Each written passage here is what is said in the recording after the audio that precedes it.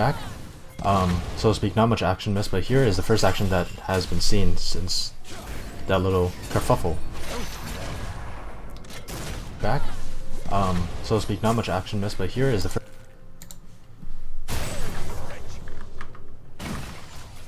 Now, as we head back into the game, lanes are not going very well for this deal, if I have to speak. Tuberculosis is making short work of this gangplank on the top side, where, you know, both top laners are a little hurting for CS, but CS doesn't matter, as when Tusker comes up for a gank, misses the event horizon, but it doesn't matter. That one last primordial burst is enough, a huge amounts of damage. If you look at that, 500 damage in the early game at low health, and that gangplank was below that health barrier. 500 damage in the early game, nothing to sniff at. In fact, huge amount of damage, could probably take a champion down from 50 to 0 if they were within that boundary. And yeah, Portals and Patrol, they're making work of the steal. This is what they were looking for coming in here with this pick and ban. Get that early game, get the lanes pushed up, allow this Veigar to out-rotate a Orianna, which honestly shouldn't happen. It shouldn't happen to this degree, where the Orianna is actually tied in CS with the Veigar and has to actually stay in lane to keep the Veigar from making moves. Montusker definitely flexing the reason why he is that player to watch out for, and he's making moves again. Seen by a control ward in that river bush. So no moves are to be made no moves are to be had in the bot lane. But Sion is here too, and that one ward in the tri-bush was not in the tri-bush. He comes in with that unstoppable charge, hits both champions. Here comes the Featherstorm. Does not get the root down, but Wild Growth didn't get the knockup either. Hernandez actually makes it out. Storm Monkey completely untouched. Sion teleports top lane without anything to show for it. A good gank, but even better sidestepping for him. Bot lane of Bastille.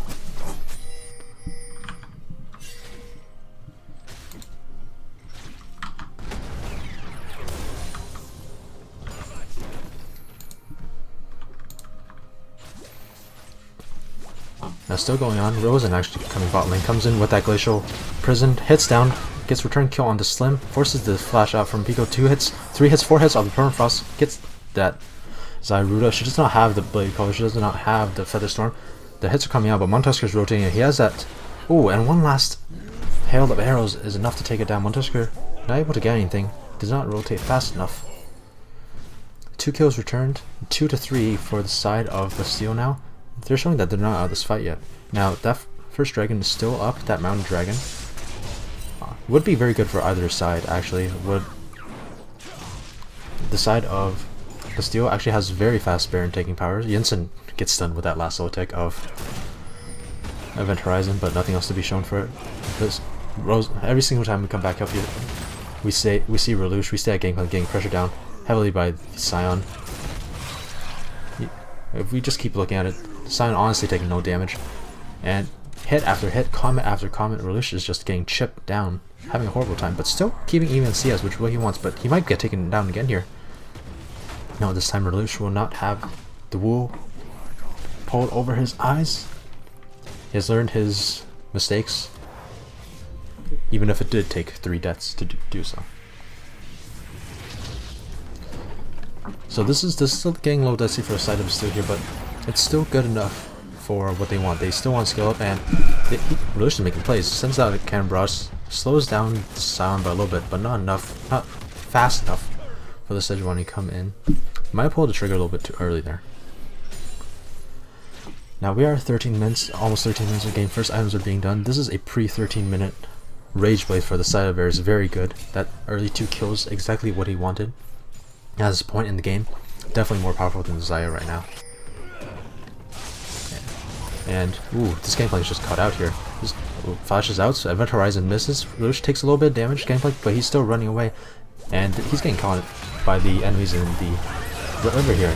Ultimate's coming out. Slim uses that Wild Growth to keep himself alive. Smart Monkey keep on hitting that Rage Blade, doing work. Tuberculosis was straight back by the Shockwave. Reluche keeps on running.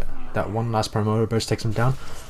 In the end, 2-for-1 for the side of Bastille. Getting some really good fights here.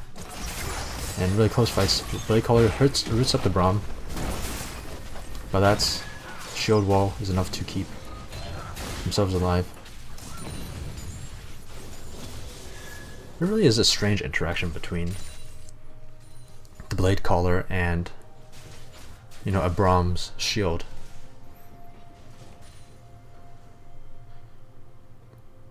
Where the blades actually do root up everybody behind the Braum, but it do not actually return to Xayah. So it's sort of like, you know, half and half thing going on there. 14 minutes and Dragon's still up. Honestly, at this point in the game, for all the fights that have happened, both sides have limped away. Therefore, both sides have felt that it was too risky to take a dragon. But at this point, this dragon, this early mount dragon, will be great for either side of either Bastille or Boros on patrol. Early mount dragon will allow their early turret pushing power, allow them to get more map advantage, more map control before Bastille scales up, and Bastille obviously want it, so their great Baron taking power, their great dragon taking power becomes even better. Now, towers getting low here. First tower might be taken down in the top side, blue top side, or the bot's red side. Jungler's looking trade here. Out of function KU takes the red buff, most likely will head towards the top lane and take down that gangplank, try to get the first tower, but on the other side, that Sejuani looking to do the same thing, try and take down that bot side, that dual bots, but walks over a ward. Let's go over there. The first turret gets taken down, and Bastille has first turret gold, currently 2,500 gold up. Honestly, pretty decent for them. All their deaths are on the gangplank, who, as we all know, gives less and less gold in return per death. So, Bastille are fine leaving this gangplank up there as long as the Scion doesn't get too overwhelming. Varus being one of those quote-unquote mixed damage carries, and to build it close, this teleports bot lane. The dragon actually did go over to Bastille, but I'm sure they're looking to clean this up. Bastille running away, running as fast as they can. Orianna side looking for a shockwave, gets a 2-man shockwave. It's on the squishies though, followed up by the Glacial Prison. Montusker trying to run away. Rosen following up. Ooh, gets a trade. Primordial Burst, a last say, you cannot take me down, but I will take you down with me. The Orianna scaling up has that Rod of Ages, has a little bit of other AP as well. Just bursts down that Lulu with absolutely no magic resist. In the end, a 1-for-3 for the side of Bastille, along with that Mountain Dragon. A great fight. No. Now, the one thing that could have gone differently, the Sejuani could have stayed alive as well as the Veigar. However, I think this was a good choice by the side of Bastille, for the reason to trade that Sejuani's life for that Veigar's. Sejuani does not need to scale up. In fact, Sejuani does not scale. And definitely does not scale compared to the likes of a Veigar, so the more they keep the Veigar down, the better. And all three outer turrets are actually down for the side of Boros on patrol. This was a shocking turnaround, but since the Scion had to teleport bot lane, the Gangplank stayed top lane, finish off that top outer turret. He is actually the one to finish off the tower before the Scion did this. And, you know, the rest is history. After that one team fight, Bastille rotated mid, takes out that mid outer turret. Now they have map control, they have paths into a river that's Boros on patrol don't. And if you look along the top side of that river, all blue wards. It's all control in the river for the side of Bastille. Boros on patrol are forced to ward up the entrances to their own jungle if Bastille tried to invade it. Now they're forced to play on defense now, which is definitely what they don't want in this early game. Definitely what they're not looking for.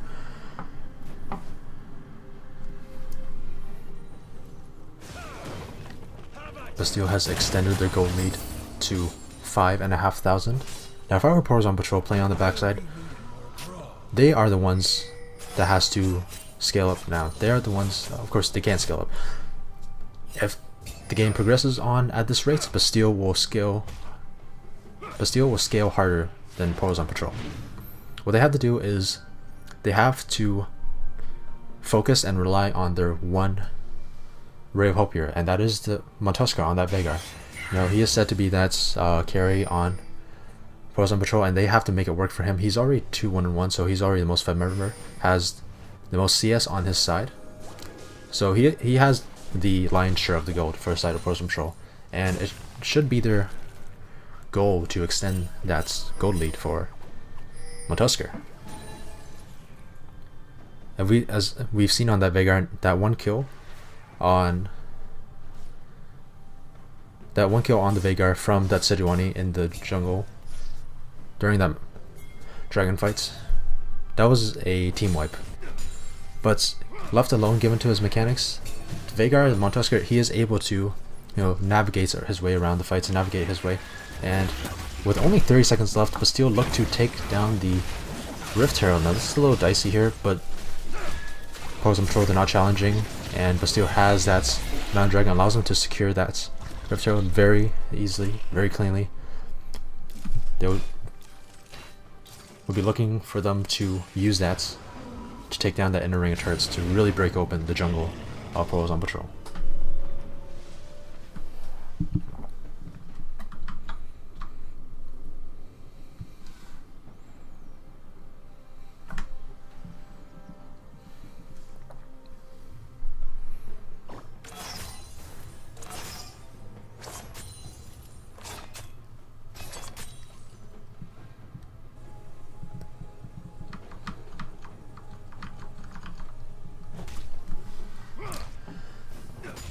Now, since we are into this little lull here, where Bastille focuses and tries to decide on the next strategy, and Pros on Patrol trying to stop the bleeding wherever they can. Well, as I say that, it seems like Bastille has decided on the strategy to decide to go for a mid-bot split. Of course, Dragon is coming up in 1 minute, looking to be a... I'm not quite sure here, but definitely not a Mountain Dragon. Pros on Patrol responding in kite. However, the wave clear for the side of Bastille is much stronger than the one for Pros on Patrol. So Pros on Patrol do have to, you know, make a little bit of sacrifice when it comes to clearing the waves, and the sacrifice comes in Scion, the tankiest member. Forced to actually finish that Abyssal Mask before finishing that Frozen Hearts, which is usually the standard item you see on the Scion to take first. That Veigar doing what he can to clear out the waves for that Event Horizon, huge zoning powers, but that Rift Herald summon and goes to be charging in, takes it down to, and a 3-man Shockwave comes out for inside Bastille. A Lady Caller Featherstorm comes out, roots up the supports, and actually ends up taking support, but traded with the tower. Tuberculosis is taken down. The Rift Herald still going, you know, off the backside, and then 1 for 1. Both sides back out, but the turret is taken, and that's all that Steel wanted. But Pros on Patrol aren't done. They use that Cataclysm, hits up, but Jarvan is the one to be taken down. The Instant is going on a streak here, using that ball to take down 1, take down 2. Now, side of Pros on Patrol there, divided Montusker in the jungle. He gets hit up, actually gets traded back with the Perimeter Burst. Once again, Perimeter Burst doing a extreme amount of damage, making the best out of a bad situation. Slim is the last one. Like Instant wants blood. He keeps on going flash for flash. It's not taken in. In the end, Bastille have to be happy with this 1 for 4 and a turrets. And now they have first move on the Dragon, looking to be a Cloud Drake.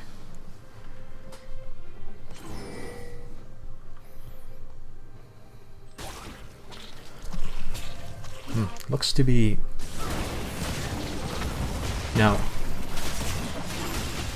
from a layman's point of view, if you were to look at this without team names, without knowing the histories, you would say that this goes over to Bastille at this point. They are 7,000 gold ahead, they have the better scaling team comp, and you know, it's 4 turrets to 0, that's nothing to sniff at, 2 dragons to 0.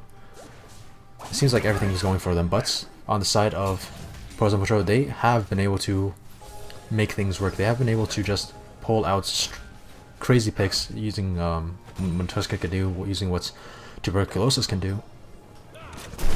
And if they manage to get a pick right now onto the Varus or onto the Orianna, and that's the one problem. That's Varus and Orianna. They're both massive right now.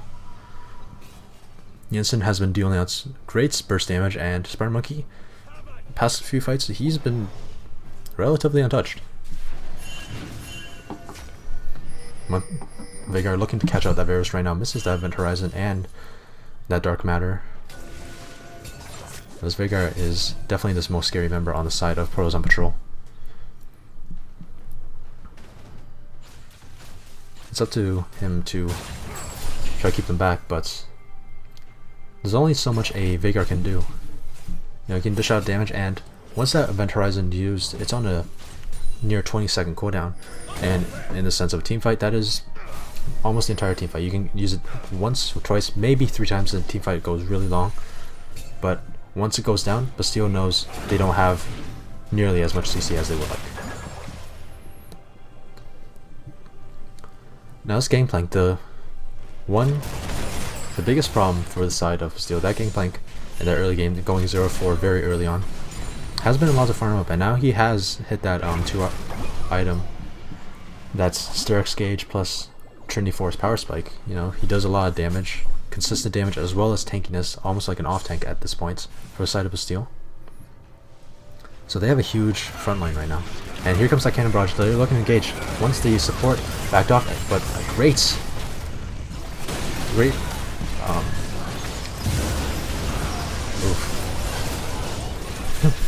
oh, 3-man Shockwave comes out for a side of Jensen, and they're just cleaning up here. The returns to fight, but finds that she has a half health already, almost 10% health. Montoshka can't get anything done. Actually a 2 for 2 in the end. Now, oof. That was one hell of a fight. A little bit of brain fart there, but... And here he is again, Montoshka with great Event Horizons, and that Event Horizon was the reason why Portals on Patrol was not completely decimated in the last fights. Forced everybody to go in that little corner between the tower and the wall. It makes them take a much longer route, able to... And the Jarvan and that Veigar, you know, they were able to just walk away there. Bastille forced to take a longer route, that extra 1 or 2 seconds, you know, to walk back or get stunned by the Event Horizon. So that was, although bad, that was maybe the best that Portals and Patrol could hope for. Their turret stayed alive, in fact took nearly no damage, and they got a 2 for 2.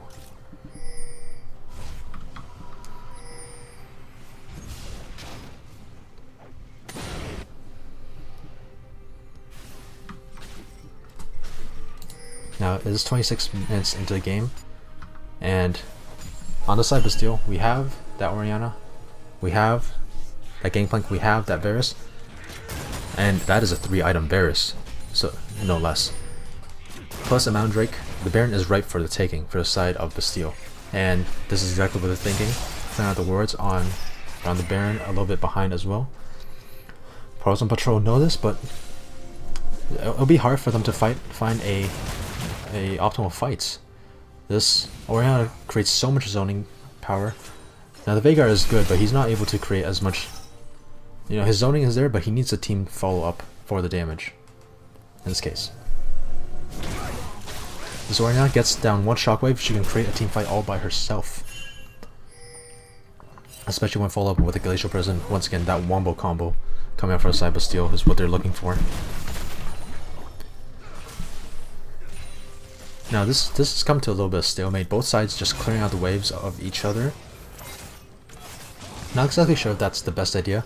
I would like to see the Gangplank do split top lane. He does have that Cannon Barrage up, he does have that teleport up. He could pressure down that outer turret or force the Baron. It's, you know, it'll be Portals on Patrol Pop's call whether they want to stop a Gangplank or whether they want to stop a Baron if he splits down into the lanes. But the wave is pushing up in the top lane, which would help Bastille. And they're looking to start the Baron dance once again. Side of Portals Patrol, they're relatively healthy, but you know, they're kind of squishy, and still looking to get something done. Great Event Horizon cuts off that choke points.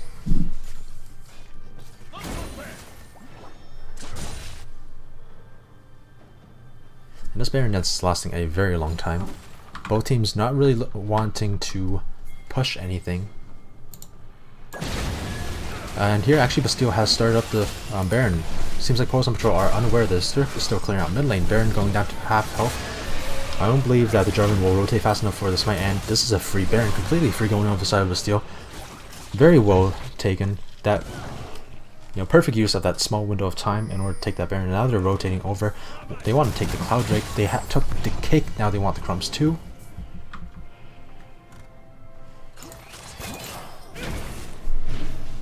Or looking to take mid lane. Event Horizon stops up that Braum from engaging as fast, and even though these minions are Baroned up, there's no now that now infamous build coming out, the Banner of Command plus Baron in patch 8.4. That cannon minion able to take down a turret 8 shots, not a single shot less or more in this case. But there's no Banner of Command on the side of Bastille, which seems like well, of course that is a very risky build. You know, you have to be sure that you can take the Baron and use it effectively if you want to take that build. So in this case they're just using the extreme power of the Baron. That's 40 AD, that's 40 AP. Scales a little bit differently now, but roughly the same at this point, to just take down the inner ring of turrets and just secure their lead even more. Gold lead has grown to almost 10,000. Event Horizon misses, but the Dark Matter does a good amount of damage onto the Gangplank. The minion clearing continues, you know. The mid lane for both sides just clearing out the minions. Creep CS lead growing. You know, CS differential between the mid laners and the rest of their team, not between each other, is what we're looking at here. Just both mid laners, that Orianna and that Veigar, doing work on minions. Now I'm not sure on Bastille's idea here. They're not pulling the trigger when they should. You know, they have the lead, they have the gold lead. They do have some amount of unspent gold if we look here. Almost 2,000 or over 2,000 in case of this Orianna for both sides. So that's that 10,000 gold lead, but a little bit lower, more like around 4,000, 3,000 in this case. And they weren't using that gold, so now they are using that map advantage to secure the last dragon in this game. That will be the final dragon. We are going to the other dragon. Only 3 dragons this time.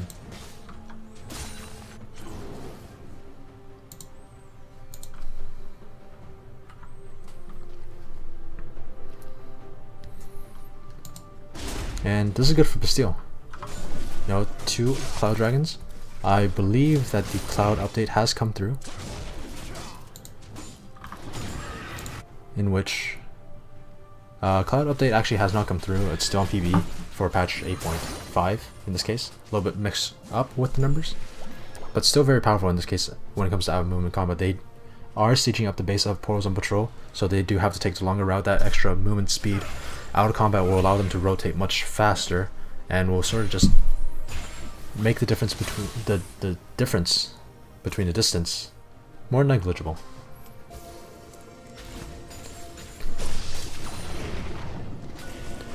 Now, with all the objectives on the map down, save for the inhibitor turrets, it's really a dice roll for Bastille for which turret they decide to siege. Now, top turret is pushing up. The minions might be able to get the turret all by themselves, which would be the first turret for Portals on Patrol, which is really a problem. No turrets to 6 in this game. Portals on Patrol have not been able to really put pressure on the map.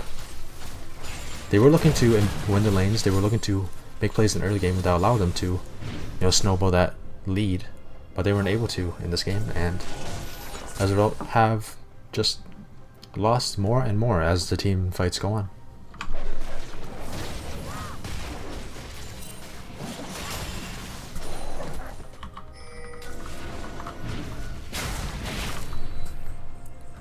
Oh, now actually in that case Hernandez actually got caught up in a little bit of damage but nothing much to be said. Backs off without burning anything, you know, just one primordial burst on a short cooldown, so it's not like it is the most crucial ultimate for the side of Pearls on Patrol. And this Braum just lets go back, heal up a little bit, home guard their way, you know, straight back into the fight, no stopping here. And that all-important Baron command is actually finished now for the Braum, but it's too little too late. The Baron buff is gone. Now, Baron command might give the minion a lot of damage, but without that range, it will stay out of the range of the turret. It will stay in the range of the turret. It will be hit down by the turrets, and that sort of defeats the purpose of, you know, protect the minion comp, where the minion can't even protect itself. But Baron won't be up for another minute 40, so they are able to use this Baron command, so if they so choose, and you know, just get a little bit pushed down, use that minion as another champion in this case, have a 1-4-1 comp going on if they want, you know, a nice little dance for Pearls on Patrol to decide what to do. And Bastille are actually on top of this. They are pushing out the waves nicely, actually setting up for Baron very early, which I actually like to see that. You know, the earlier they set up for Baron, and in this case, since there's nothing else on the map to take, they have all the time in the world to do this. The earlier they set up for Baron, the less breathing room that Pearls on Patrol has to counter Bastille if they choose to take the Baron, you know, without a Baron dance. But this next fight will determine everything. All actives are up, all summoners are up, all ultimates are up.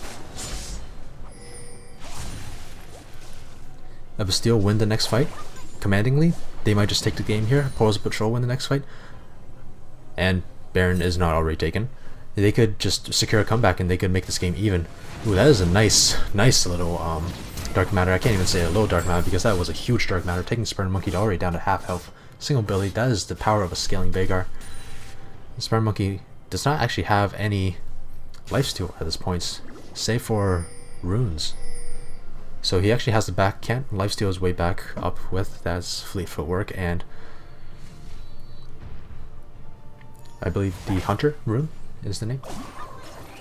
So this is a very much needed little breath of fresh air for Pearls on Patrol to come back, get some of their own wards down, take back their own jungle at least. Forget about the river. Pearls in Patrol, I do like this. They're not overstepping their bounds. They know how much they can get. They know what is too dangerous to sort of attempt, and they only attempt to get the wards where they can. But a great, very well placed vision ward for side up Bastille, just as long as getting the skull crab just gets rid of all vision in the river along Baron. And Bastille all heal back up. They're ready to start this Baron dance again.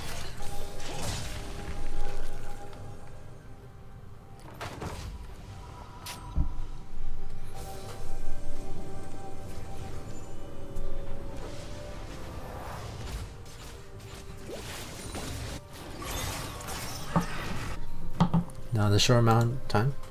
No, I could talk a little bit about the item builds. We have 4 items already for pretty much all of the major carries on the side of Bastille, and they're going in. Flash Condemned going on to backline. 2 members head up with Cataclysm, but Drum ends up dying himself. Montusker getting some damage down to the Ensign, and one last promoter burst gets down, but Montusker's now in a bad spot, gets killed himself. Gangplank goes in, tries to get what he can. Glacial Pigeon goes down onto Sion, but Sion is very tanky. He tries to hit back. Spark Monkey is untouched, just free shooting on the backside, but it is a tanky Sion. In the end, the jungler for the side of Pearls on Patrol is dead. The jungler on the side of Bastille is not. We all know what that means. That is a Baron for Bastille, unless we see a miracle still here. Yeah. There we go. And seems like the remaining bot lane of Pearls on Patrol, they're not attempting this. They know what will come, or wrath will come down onto them if they so try.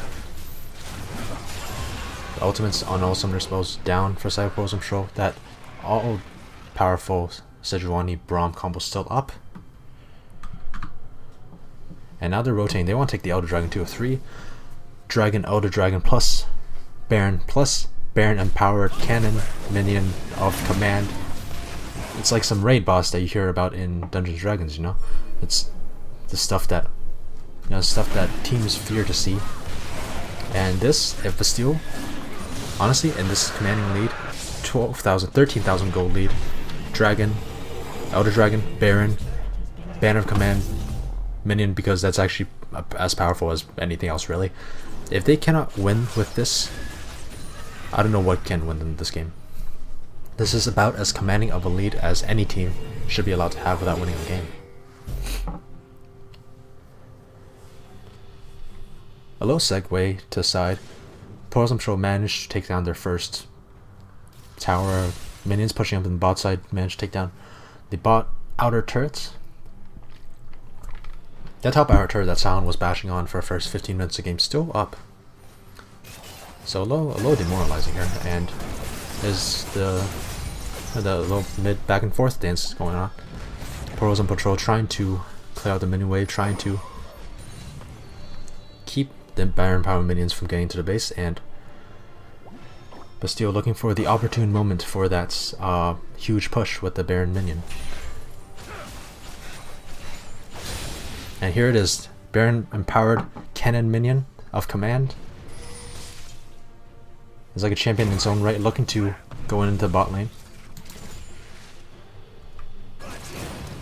And Bastille, they're looking to just siege this down. They're looking to, but the Sound comes in from side, hits up with that Unstoppable Force, gets 2 knockups, and the side of Bastille, they're actually untouched. There's so much health on the side, plus a Aegis pop is just melting. Smart Monkey is still alive, gets 1, gets 2, gets 3, triple kill, plus the tower will go over. This might just be game here. Montusker is extremely low, Slim extremely low. They have no summoners, safer for the flash. Relush going in. He wants revenge for that terrible early game that he had to endure. And Cannonman is still alive, still going. They want to protect this Cannonman very badly, but that is one shot. You can see the chunks on the turret from the Cannonman and 2 Cannonmans. Montusker is downed a little bit too far up, flashed in from these Sejuani, and that first game will go over to side of Bastille.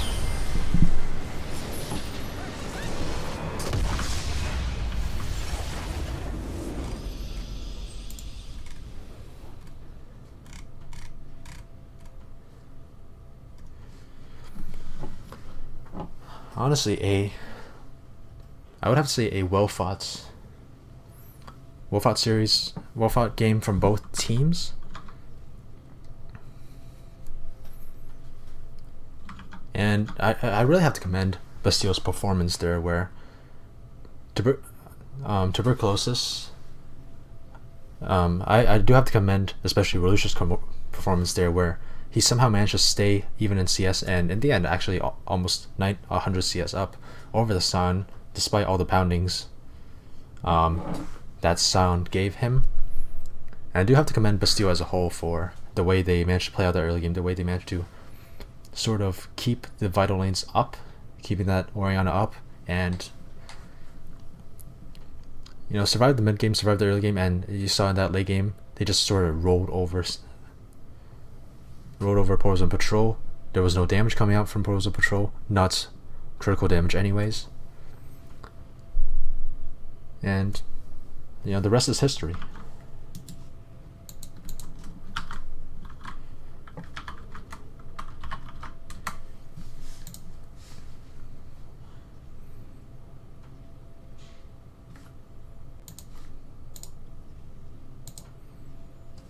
Now, before we head into game 2, we will take a little break here, sort out some kinks, and allow the teams to sort of regroup, refocus their strats. Portals on Patrol definitely looking to see what went wrong there and fix the mistakes, and Bastille looking to just focus on the small things. Of course, they won the game. They had a commanding lead in the end, but the early game did not go as smoothly as they most likely would have liked, and when we come back, we will go straight into game 2. Don't go anywhere.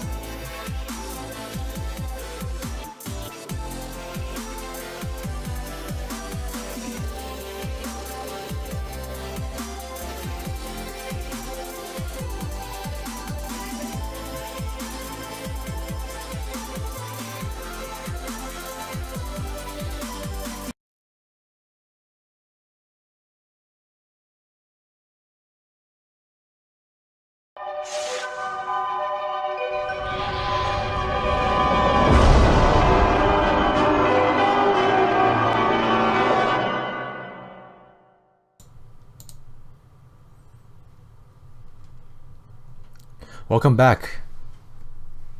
Reminder to those who have not joined us for our first game, this is the first round of playoffs between Bastille and Poros on Patrol. Once again, I'm Eldwist, and for our second game, I'm joined by my co-caster Tamed. Alright, hey everybody, how you doing tonight? Alright. You know, I'm doing good, but it's all about these teams, how they're doing. And after that first game, how do you think they're feeling? I mean, it looked like Bastille was just kind of waiting to end there for almost the last 10 minutes of the game. It's got to be demoralizing for Poros on Patrol, but you have to shake off that emotion and come back and take this game too. Yeah. It is really up to them to, you know, keep their mind in the game. And to make sure that, you know, make sure that they don't tilt, make sure that they can come in here with a clean head. And, you know, it's, you know, a little saying, a good amount of this game is in pick and ban. A lot of it, honestly, you're definitely right. Sometimes I feel like this game's like 50% mental, 20% team comp, and 30% how good you actually are at the game. Definitely. You know, going a little bit, definitely comes down to how you play this. And looking at team comps from last game, so if I can just pull it up here. No, going a little bit back, but here we have the team comps from last game. And I can't really go with that because we are already into the pick bans for the second game. Same bans coming out from both sides so far. Poros on Patrol banning that Jinx, Bastille banning that Warwick and Rise. First difference between bans between last game and this one, Braum from side Poros on Patrol. They do not want to see Hernandez on Braum again, and they don't want to see Spar Monkey on that Varus again. You know, a lot of the times these comfort picks really dominate, especially in the Dominate League. Sometimes it's actually better to get somebody off of something that they're good at than just banning out all the meta, which is more what we see in Champions League. Yeah.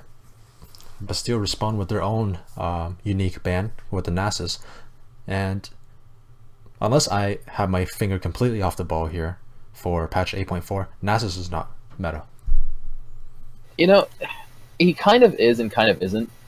He can be kited by a good ADC. You know, if the enemy team has like an Ezreal, a Sivir, they just kind of rip him apart. But, you know, early game, if he snowballs and gets a bunch of stacks, he's going to rip some people apart. And if you're looking to end early, Nasus is not a bad pick for top lane. He can't really be bullied out, and his zoning is very good. Yeah, for sure. Very good scaling. A very good scaling top lane, as well as, you know, decent laning phase, unless you're playing against a true lane bully. Now, Anivia for side of Poros on Patrol. We have seen that recently in the LCS coming out as a pretty decent meta pick for patch 8.4, as well as a personal favorite of the meta laner for Poros on Patrol, Montusker. Yeah, and with the Anivia pick, you're going to see a lot of the mages with the item redesign simply don't work or work a lot better. Anivia is one of the ones that works a lot better. There's a lot more easy mana sustain, and she gets the CDR now with the Archangels. It's great. Yeah. And, you know, it's up to Anivia. She could do some of the stuff that Veigar wasn't able to do. Mainly that sustained damage is what they're looking for. We are being told here, too, that the Blitzcrank was a mistake. Oh, alright, Blitzcrank was a mistake. We are looking for confirmation as to what the Blitzcrank was meant to be. Turns out, rather than Blitzcrank and the hover of Caitlyn, we have Caitlyn and Soraka as picked. So that's a very, very slow lane. So it actually could be definitely not Blitzcrank. We'll never know. Definitely not Blitzcrank indeed. Because, can you imagine that, a robot dressing itself up as Caitlyn? I don't want to. Oof. I mean, I can, but I'd really not like to. That is not an image you want to see. A little bit of strange segue there. Now, Nami picked for side of Bastille for Hernandez. It was banned out last time. A definite favorite for Hernandez. You know, I like the Sejuani and the Nami and the Kog'Maw. Nami lands a bubble. You know, Kog'Maw goes to town. Sejuani ult. That's basically its essence with Kog'Maw. Yep. And this is a pretty good defensive line for a side of the Kog'Maw here. Janna, absolutely. That's one thing I actually want to talk about.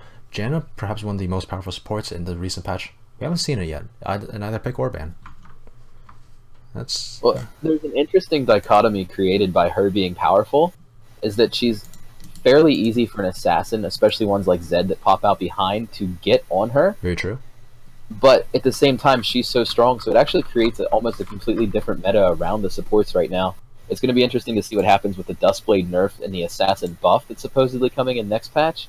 But for right now, Janna does sit pretty. That's true. So these other supports can do sort of what Janna does, but a little bit safer. Okay, now this is a pick, and if it will be locked in, that is this is the mind games. This is that 50%. That is the 50% mentality thing you're talking about. Was going to be actually locked in there. And, Orianna, in my opinion, the most balanced character in the entire game. I'm never really happy nor sad to have an Orianna on my team or on the enemy team. So it's one of the safest, most balanced picks in the game. That's a little bit difficult to talk about because she could be balanced, but at the same time, she is a little unbalanced, wouldn't you say? Because she is always in the meta, she's never weak. Yeah, it's kind of like Gnar. That's true. It's one of those characters. He's always meta. And you're going to see there with the Volibear, with the amazing buffs he just got in 8.4. He's one of the most viable point-and-click characters in the game right now. It doesn't take much skill to play Volibear. Not to say that it's skill-less. We're not talking Garen levels, but with how good his ratios are, and the Scion there is crazy too with the Roar of the Slayer, how it's bugged right now and having twice the radius that it should on its path. Yeah, definitely huge. That's poke power. Crazy, especially with the Anivia and the definitely not Blitzcrank. It's going to be interesting to see here. Caitlyn traps. Soraka has a disengage. They have strong engage and disengage with both Anivia and Scion. Yeah. So in this case, perhaps a better. That's definitely what we're looking for. Better pick phase from the side of Portals and Patrol. A little bit more breathing room, so to speak.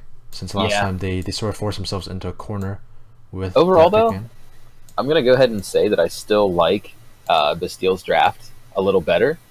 I like the Cho'Gath as the last pick up there. They have a really big protect the ADC comp, and Kog'Maw, he's one of those hyper carries. Kog'Maw, Jinx, and Twitch, the ones that you really want to protect. They come in on the Kog'Maw. Cho'Gath knocks them up, silences. Orianna can vacuum them away. Nami can bubble. Sejuani can ult. Slow. Kog'Maw himself has the slow. So if they can rely on their ADC to carry here, I definitely predict Bastille to win the game. If the ADC doesn't go, 3+ KDA, I think Portals on Patrol, based on draft, can win this game just with their beef. Definitely. A very risky comp coming from the side of Bastille. But this is good. This is just... Honestly, you did explain that very well, but personally, I don't know what to expect coming in from this game. We have three picks carrying over. Completely different lane in the top lane. Scion doesn't lane against Cho'Gath nearly the same way as you do against Gangplank. And here's something I want to talk about: the Volibear.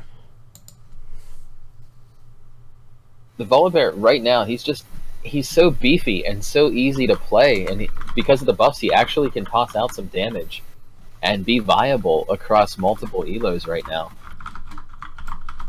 Yeah. I haven't personally seen the Volibear as much.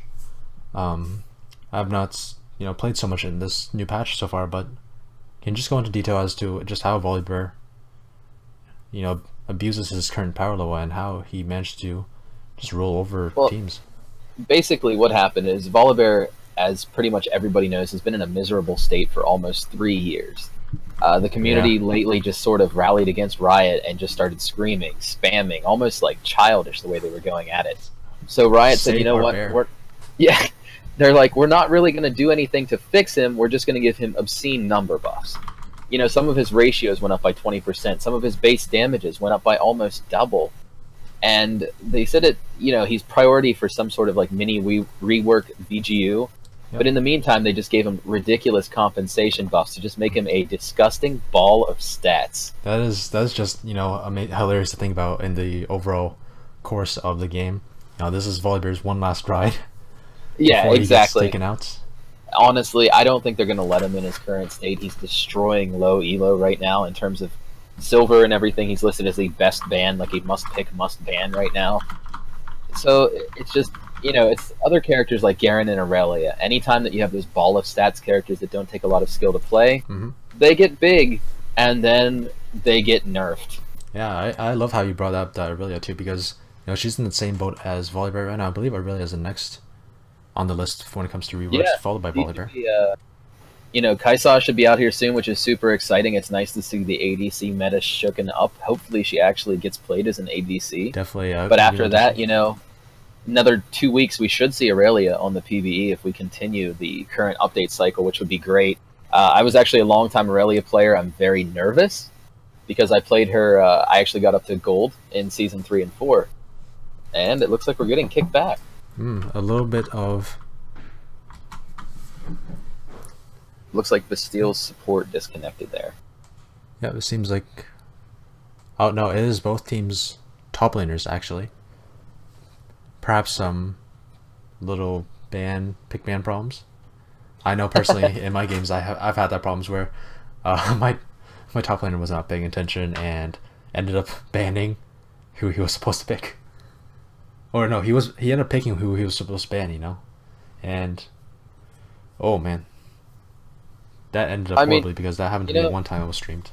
Top lane right now, you just build Bami Cinder, you build your Tabi, you build your Chainmail. You sit there, you do nothing.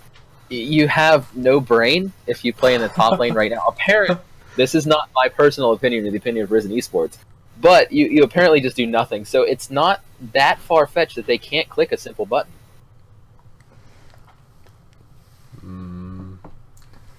Is that from the now infamous, what was his name again? Hashinshin. The infamous Hashinshin rants. I haven't watched that one actually. I think it was taken down or something on no, the one where Reddit. he told Riot to do awful things to themselves is gone. Yeah, but I didn't watch that. The new one with the Bemi Cinder is still up. He basically just, he just sits there and rants for 10 minutes about how much he hates top lane, and then continues to queue into it for 10 straight hours. All right, I gotta write down a memo. Go watch Hashinshin's brain melt for another 20 minutes. It does give me a little bit of inner peace that someone hates this game more than I do. No flame to write. And yet we're all here. We're all here. There's a little bit of a. It's not like Stockholm syndrome, but it's like something where it's like that hole that you can't fill. Like an abusive I've ex tried or other something. games. I bounce to Fortnite, I go to Rocket League, and then after 3 years, I come back here. Yeah. And here I am again, watching the LCS, casting games, enjoying Risen's season. My team's still alive in the playoffs. I'm hyped. I'm having a good couple weeks. Mr. Your team FTD, I believe. Yeah, you did win your first round, didn't you? Yeah, we beat an 8-2 team to get into the playoffs, and then we beat an 8-2 team in the first round of the playoffs. So my boys are hyped right now. We're very excited to continue playing. We're actually having a good time. So just shout out to the staff of Risen. Thank you for letting amateur players have a competitive league.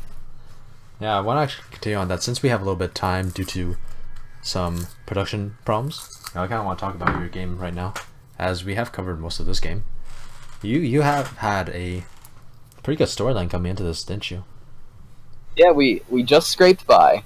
We finished the season 5-5, and by doing that, we beat our divisional rivals, the Dirty Dozen, which allowed us to get the last seed in the playoffs, which put us against a number 5 seed. Ooh, underdog story.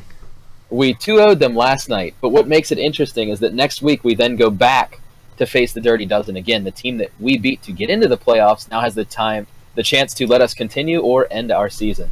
Now, Dirty Dozen XII, for those of our watchers that do not have all of the teams memorized, right? Neither do I. Yes. XII. That's Team 12, XII, and there's a healthy rivalry. Chetty, I know you're watching right now.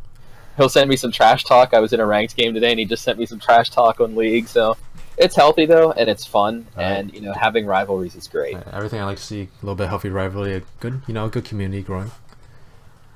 And all right, hopefully this time we do not have issues. Teams have picked in, and I will wait 40 seconds before I go into summer spells, as they are liable to change. But we're looking at some interesting summer spell picks coming out from both sides. Yeah, as long as Anivia sticks with the Ignite, I'm not sure if I like or hate that. I'm used to seeing Anivia with teleport lately, but Ignite, Anivia can afford to be aggressive with her passive. Yeah, So we're definitely. gonna see here how that plays out. However, if it doesn't, I think teleport is so safe on Anivia. I mean, personally, I would rather like to see the teleport. Anivia definitely much slower than the Orianna. Once she gets to level 6, though, she can rotate faster than the Orianna can. But until And we do, then, that teleport allows for the early game plays that Pop might wants to emulate that first game. yeah. And with Orianna having the heal, I almost feel like that's obviously Ignite cuts down on the healing that you can do, but Orianna can pop that preemptively. Then she has the shield, so you're sort of relying on an all-in here on that Orianna to get your advantage to not take that teleport. But if Orianna shields herself and heals herself before the burst, it's an interesting matchup. I'm just gonna say here that I would rather have teleport in 9 games out of 10 on Anivia, but again, I'm not as good as this person is at this character, and I don't want to prejudge them and let my bias inflict upon my casting. So I want to see how they do here. You know what? I actually want to see them succeed with it. Yeah, definitely. Now, since we are through, yeah, I'm wondering if the summoner spells could have been Treya, though. Even if the Anivia doesn't take the teleport, what if the Anivia took the exhaust and the Soraka took the ignites? Of course, Nami, not as direct of a healer as Soraka, but it could be the make or break difference in skirmish and bot lane. And this It is could, all wondering, but but at the same time, I feel like of most ADCs that Caitlyn benefits like the least from an ignite. Because if her ult isn't up and her Q's down, she doesn't really have a lot of ways to do pursuant damage. that's true. Whereas, like, if somebody's ignited and you have an Ezreal chasing you, you're screwed. You can't heal. He's just going to keep ripping you apart with his Q. The W is just a little annoyance. He just keeps picking at you and picking at you. And then there's ones like Twitch and Kog'Maw that you just can't escape from, or that they poison you. Caitlyn, in my humble opinion, benefits the least from ignite in a bot lane out of the major ADC meta right now. Now, going over team comps as a whole, on the side of Bastille, I do have to say, compared to last game especially, they're pretty immobile, so to speak. The Cho'Gath is huge, massive tank, but he can't really get into a team fight unless he has that Righteous Glory up. Kog'Maw, maybe one of the most Righteous immobile. Glory flash knockup is what they're relying on, the Sejuani ult. Definitely. Basically, they're standing there as a huge threat. Kog'Maw's always a threat. Nami has the disengage or the engage, however they want to play it. Orianna can vacuum you. Kog'Maw can slay you. They're just going to sit there and be big. That's my prediction. Honestly, when it comes down to like an ARAM type situation, Bastille wins every time. Yeah, that's not a bad idea because considering what we saw in the last game, that Sejuani and the Orianna did what needed to be done, and they can play that style. It's not like they're held back by this comp is held back by the players. The players know how to use this comp just right. Now they do like a bit of CC since they have no Braum, they have no Varus, but this allows them to have a little bit of fallback too in case they, in case it doesn't go their way as much in the early game. Yeah, and with the like Anivia here and stuff, and the Soraka and the Caitlyn, if they Cho'Gath like a flash knockup, you're looking at him having a delicious dinner. Especially with the Caitlyn, if he can get in there, flash knockup, silence, he's eating her. It's over. Piltover, she's going to have all those gears. She's going to crunch down a little harder than some other characters, but in the end, she's dead. So, as we look at the skin here, going over skins. We're going to see a 5-on-5 skin tie here right now. Personally, Captain Volibear, rather, huge favorite of mine. I'm not a fan of Star Guardians either, though, but we're going to get into the game here. So I would say blue side has skin advantage here for sure.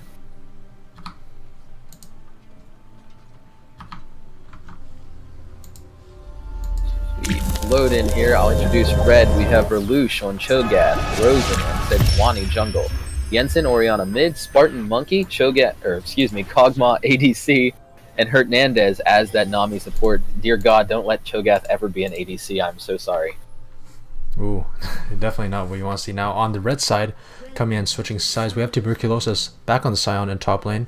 I will function KU on the Volibear this time, and as I say that, they are not looking to play solo this team, forcing that early flash out of Rosen. No, that's very good out of them. That is very good. I'm not even sure if that flash was necessary. Nobody really engaged yet. I would have at least taken a little damage before I flashed there. Yeah. It's a questionable decision, but if you're really big on keeping that early game advantage and you're scared and you don't want to mess up your jungle at all, that could be a good decision. Now this time, better safe than sorry is the name of the game apparently for Rosen. Yeah, I just saw Relush there. It looked like he flashed on the Cho'Gath there as well, right? Definitely. Didn't really pick up what happened there, but this is basically a situation. Anivia threw a stun towards Cho'Gath and he flashed to avoid it. So we're going to see 2 flashes down from them right away, and I would have to say he didn't have the flash there. No, the jungler there, the Bullet Bear, he can run in, he can flip you, slow you, fear you. So he's going to be looking for some early ganks here. I mean, this might get very ugly very quickly for them. Definitely. And just to continue on, Montusker on the Anivia mid lane, a Pico on the Caitlyn bots, and Slim on Soraka in support. And we have our teams.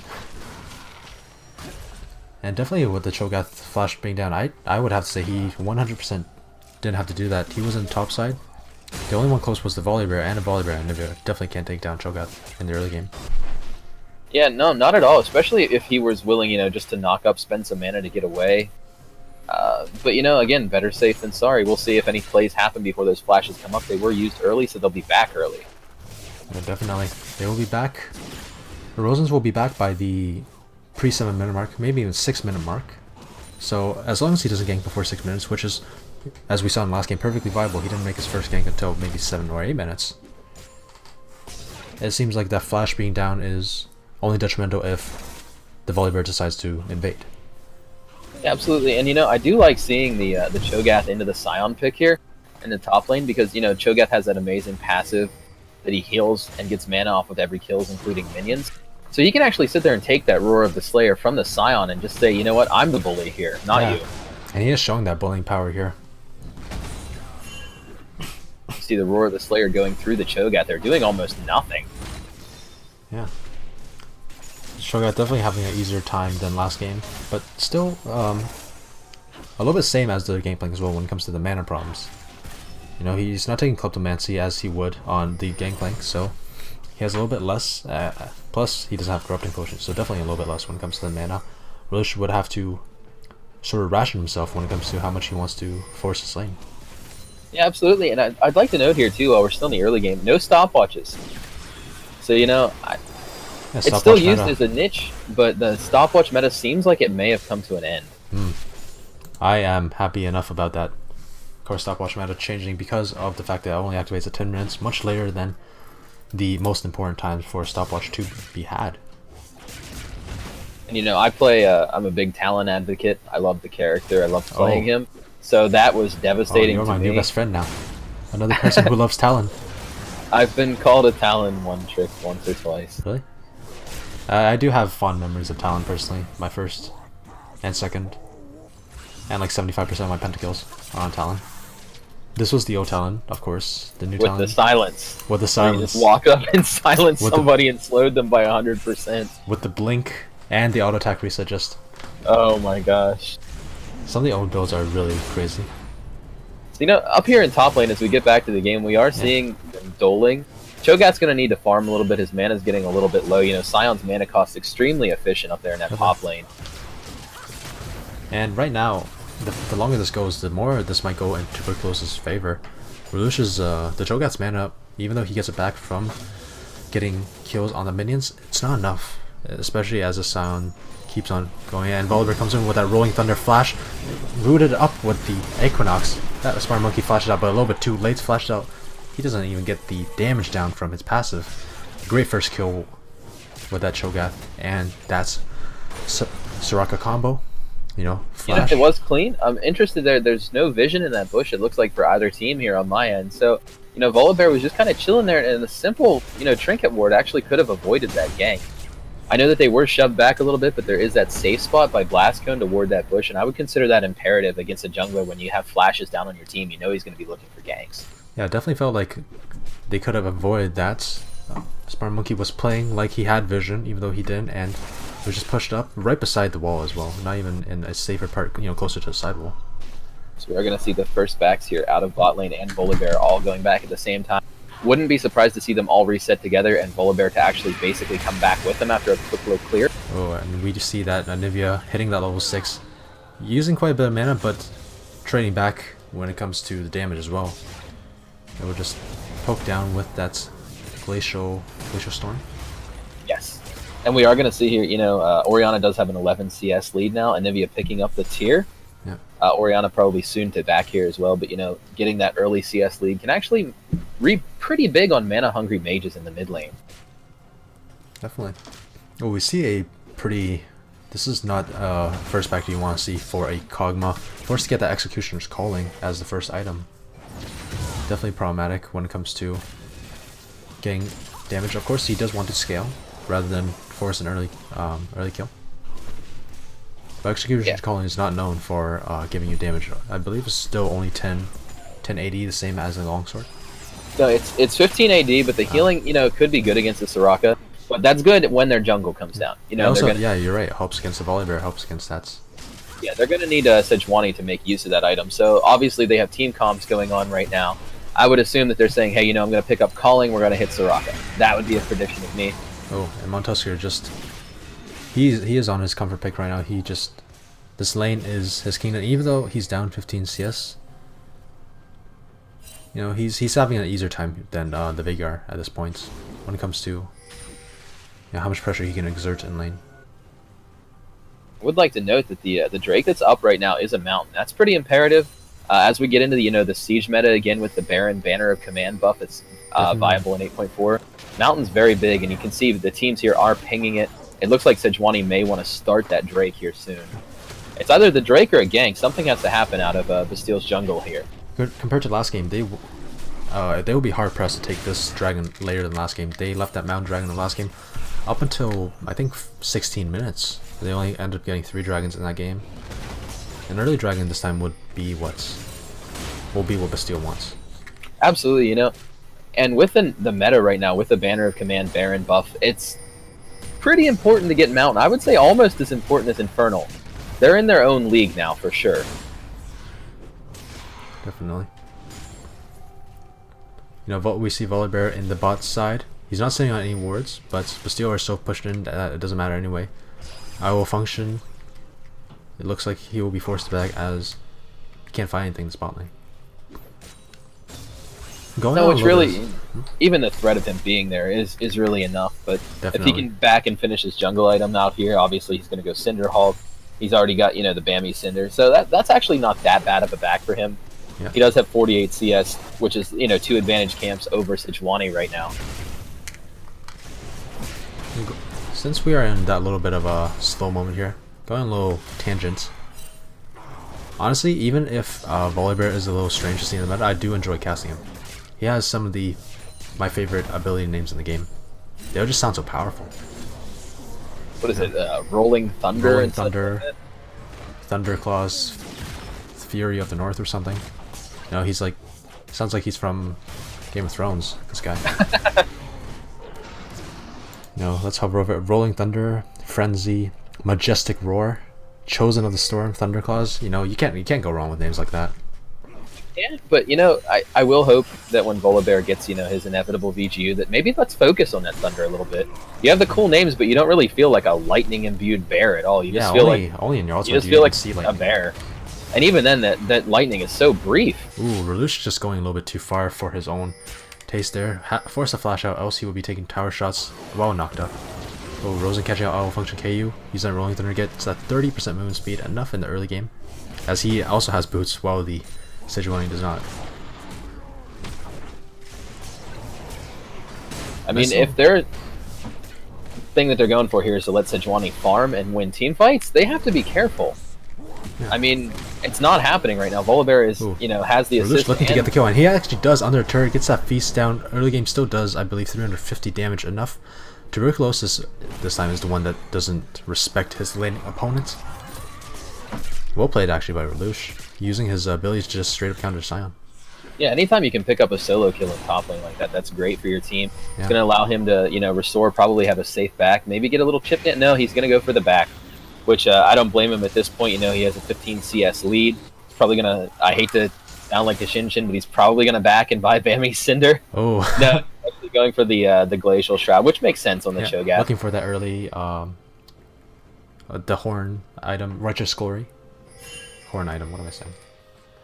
And also to note, he has the teleport while the Sound doesn't, you know, decides not to use the teleport as his lane is already pushed up. And his lane opponent doesn't have teleport, so it's not like he'll lose CS. This just gives him a little... Rosen is a little caught out here.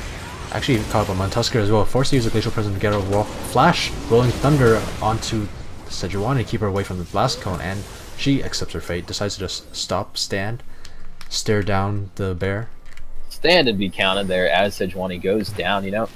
I mean, there's not a whole lot you can do with all those slows. You're not going to get to it, so why even try? You know, the longer you delay, the longer it takes for you to respawn. Definitely. Definitely a huge advantage here going to that Volibear here. You know, they're up 2 camps still. They're up in items. They have boots. Sejuani still doesn't. And they haven't died yet. Yeah. You know, lore-wise, this is a interesting game to watch. I'm pretty sure that Volibear is aligned with Sejuani, while Anivia isn't. Yeah, there are different aspects of the Freljord story. I actually hope that they actually get back to the Freljord story someday. Or lore in general, as we see the Volibear coming in, but the Sejuani is not far to follow. But it doesn't matter, because Volibear, he just comes in to clean up. In the end, the Anivia does a lot of damage, tremendous damage. Both members of the bot lane of the Steel very squishy, and they just take down this turret. Already down to sub 500 You can see what I said there earlier about Volibear just being a ball of stats. Yeah, coming in. Just sitting there taking the tower damage, not even caring, taking the enemy damage. And all you have to do is, you know, just click QWR. And doing damage as well, win. you know? Yeah, yeah. Volibear is in a pretty good position right now. So top lane going a little bit on the other side. However, Tuberculosis is not the one with the execute ultimate Relush is, and that's Unstoppable Force. Doesn't really do damage. As we see here, it does more damage as it charges up, and at the short range, you know, it's not really much to see. First dragon goes over to the side of Pearls on Patrol. They do get this dragon earlier than their counterpart Bastille did in last game. Next dragon will be a Ocean Drake. Looks like we are going to have some action go down in top here shortly.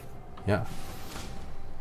Not sure if Tuberculosis picked up on that, but, you know, once Sejuani is near a fellow melee champion, you can see that low tingle of, you know, on one of their arms. And here comes that Glacial Prison, hits up, gets the hits on the Permafrost as well. Unstoppable Force used to knock up the lane opponents as well as, you know, Royal Slayer. Tuberculosis fancies his chances.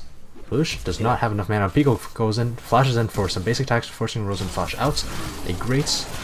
Oh, it's not enough. Relush will end up dying. Rosen tries his best. But great rotation from the side of Pearls on Patrol. Ensure that the gank did not go... I don't like the miscommunication there. You know, with Cho'Gath being that low on mana, no real minions that he can farm up, you know, Sejuani come in going for the all-in. Cho'Gath just ran out of mana. You know, that would have been a kill and a cleanup with the Feast. Definitely. But just having to pull back, I just feel like maybe they weren't on the same page. And you look at the Silence build, he had the, you know, cloak of negation there against a Cho'Gath and against Sejuani. That's like a death sentence for the damage that they try to do. You know, they're not able to. And here comes that Volibear gun, just like huge ball stats. Not even much to be said about that Nami, and not much to be said about this Kog'Maw as well. He'll try his best to do a little bit of damage, but it won't be enough. Look at this bully beast, just sitting there and tanking Kog'Maw, not even matters. Now here comes the Cho'Gath, and he wants vengeance. He wants to take down that Soraka, but misses the knockup and will have to back off. He's too low himself. Yeah, if you miss that knockup on a Caitlyn, you know you're just going to get critted, kited, headshotted, especially with those bushes in the top lane that she can use to her advantage there with the headshot passive. It's not a good look for Cho'Gath. Definitely needed to hit that. 7-1 is the score lead, and the gold lead is now 4,500 gold. 4,500 and that mountain, which equates to, you know, about another 2,500 damage or gold for your team. Definitely. In the long run, when you consider that siege benefit Look there, at 7,000 gold lead, and Jensen might just be solo kill here in the lane, forced to flash out. And Relush, he wants this Soraka, he doesn't want to stop. Volibear is everywhere. I don't like it. This is the way he's... I don't know what just happened there, but I don't like it. Bastille is beating, and they're showing it right now. Yeah, I was going to say, that has to be a little bit of tilt, you know, the feeling like they're forced to get back into the game. Yeah. And they're just losing all sides. Ooh. IO function KU showing that he has no qualms about this sort of thing. Enough mana for a Arctic Assault coming out from the Sejuani. Critical there, or else that Sejuani would have been, you know, roast 4. Here comes on Subtle Force coming in, hits up, that's Oriana. Bada bing. Bada boom. Yeah, you know, with this, the Scion and the Volibear, they don't care about the damage that can happen, you know.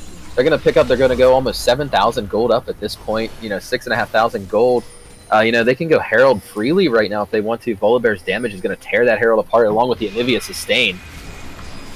And compared to last game, so this is what happens when Poros on Patrol, they're able to get that team comp, they're able to use it, and they are able to actually win their early game with that team comp as they so choose. Now last game what we saw was that they tried to draft the same sort of team comp early game, but they weren't able to make it work. Now this time they are able to make it work, and you see what happens when, you know, when they are forced their hand. The question is here is, can they hold off long enough before the steel starts to scale? You know, 6,000 gold this early is a lot, but nothing's really happened that really ends the game. It's not like we have a 15-minute inhibitor or anything like that. Definitely not. And after using a Rift Herald, Poros on Patrol decide back off. The Sound would try his best, but I'm pretty sure the mid tower is still going to go over the side of Bastille. Or perhaps not. They're scared about this. They want to say that Volibear is ever present. His engage is always there. You know, Scion lands one knockup and Volibear suddenly flipping your team back, scaring them. It's hard to bear. It's really hard to bear in these situations. Hard to bear. Nice. I like that. I mean, I saw what you're going for there, even if you didn't. Little pun game coming out. You know, sometimes you just have to here. It's the game's a little one-sided right now, trying to keep it a little spicy. Yeah. It just happens. Compared to the last game where Smart Monkey was able to complete a 12 minutes Rage Blade, you know, it's 17, almost 18 minutes in, and he's still sitting on parts to Rage Blade. Just definitely a problem compared to the last one. One of my favorite Korean players, Prey, actually said a couple weeks ago on Inven that you can never count out a Kog'Maw. That is true. You can be 10,000 gold down. If that Kog'Maw can pop off, you know, get that slow on a team, get some engage, and actually be that turret he was born to be, you're looking at a gross amount of damage. I do have to ask though, how long ago was this interview? Because Kog'Maw has gone through a little bit of a roller coaster since. Yeah, I was going to say, this was actually when they were talking about rebuffing him. They asked him how they felt about Kog'Maw. Ah, so even when he was down in the dumps. Yeah. Alright, definitely. So, looking at this Kog'Maw, definitely forced to be reckoned with. But, honestly, Kog'Maw without items, that's... You know, he's not the only much. thing sadder is a Twitch without items. He is still a caterpillar. He hasn't, you know, blossomed in that butterfly yet. And that Rage Blade is just way too critical, even with it. Even if a Kog'Maw can do a lot without items, that Rage Blade is so important that he can't really function without it. Second dragon goes over. We'll see another Mound Dragon coming up for... You know, that's actually huge too. The Ocean, I want to just point out, with the Anivia, how mana hungry she is. The Ocean Drake is very understated because, you know, she does have a tier, but she didn't finish the Archangels yet. She went for Leandry's first. The burn's fantastic in her ultimate, so that's going to actually allow her to play a lot more freely, not worry about backing, you know, engage more on them. That's a good Drake. Finishes that staff, but Anivia's still sitting at around 500-ish stacks, so she won't be able to finish it off, turns into Seraph's Embrace for maybe another few minutes. So, you know, the Oriana is farmed up here, 7-stack Rod of Ages, also has the Archangels. You know, even though there's no kills, you know, they have about a 40 CS lead going on right now. I just don't want to count Bastille out of this game yet. Yeah, they have shown that they are able to turn it around. Here. But this is I have to say, a bigger deficit that they ever had in the early game. And this is a huge deficit to turn around for a Tolliver, for anybody, even Bastille. You know, we're looking at... You know, I feel a lot of that comes from the jungler presence at Volibear versus the Sejuani. Volley was there, Sedge wasn't. Sejuani also forced out the flash early game, not able to make any plays if she wanted to. Now that wall missed, so Nami barely able to make out alive. Had that wall been on the other side, had Nami been on the other side of the wall, she would have been in the ground instead. They're looking to take that 20-minute Baron here.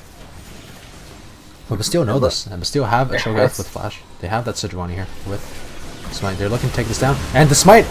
Rosen actually steals away the Baron for Bastille. Gets out Love alive it. as well. Not giving up, you know what, saying, I'm still in this, we won game 1. That is That's exactly not what free. they needed right now. We're going to punish your conceit. So, you know, they're back now to only about a 5,000 gold deficit, so they're closing it. And, you know, they can tower hug, they have that Baron, they can farm, they can get that Kog'Maw fat. You know, get him his Rage Blade, get him his scaling items. Pros on Patrol, they're mad about this. They don't want to back off. But Just keep telling Kog'Maw he's a good boy, and eventually he will grow into the dog you need him to be. Alright, getting that dog farmed up, you know, give him some treats, give him something to work with. He'll be a good... I'm not really... You don't have anything to go I got off nothing of, to go it's on. okay.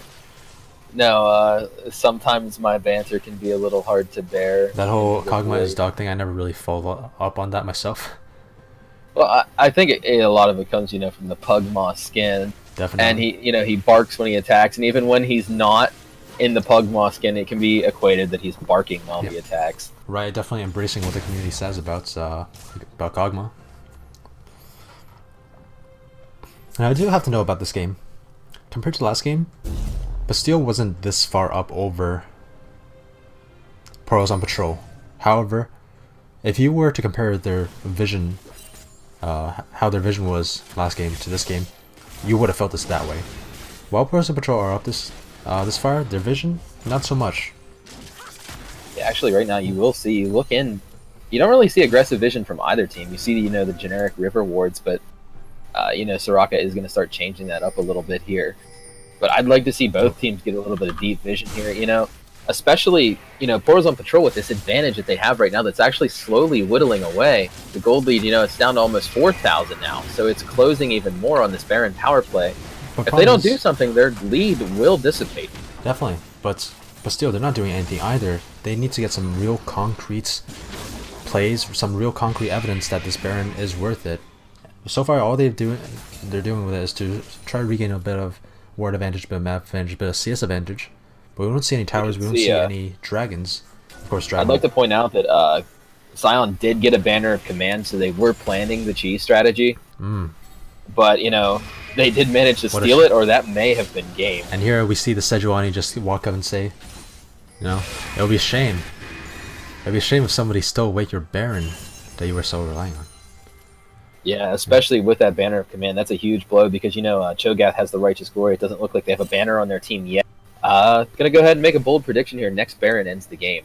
Especially if Poros on Patrol can get it and there's no banner of command on the other team. Now, I would agree with you.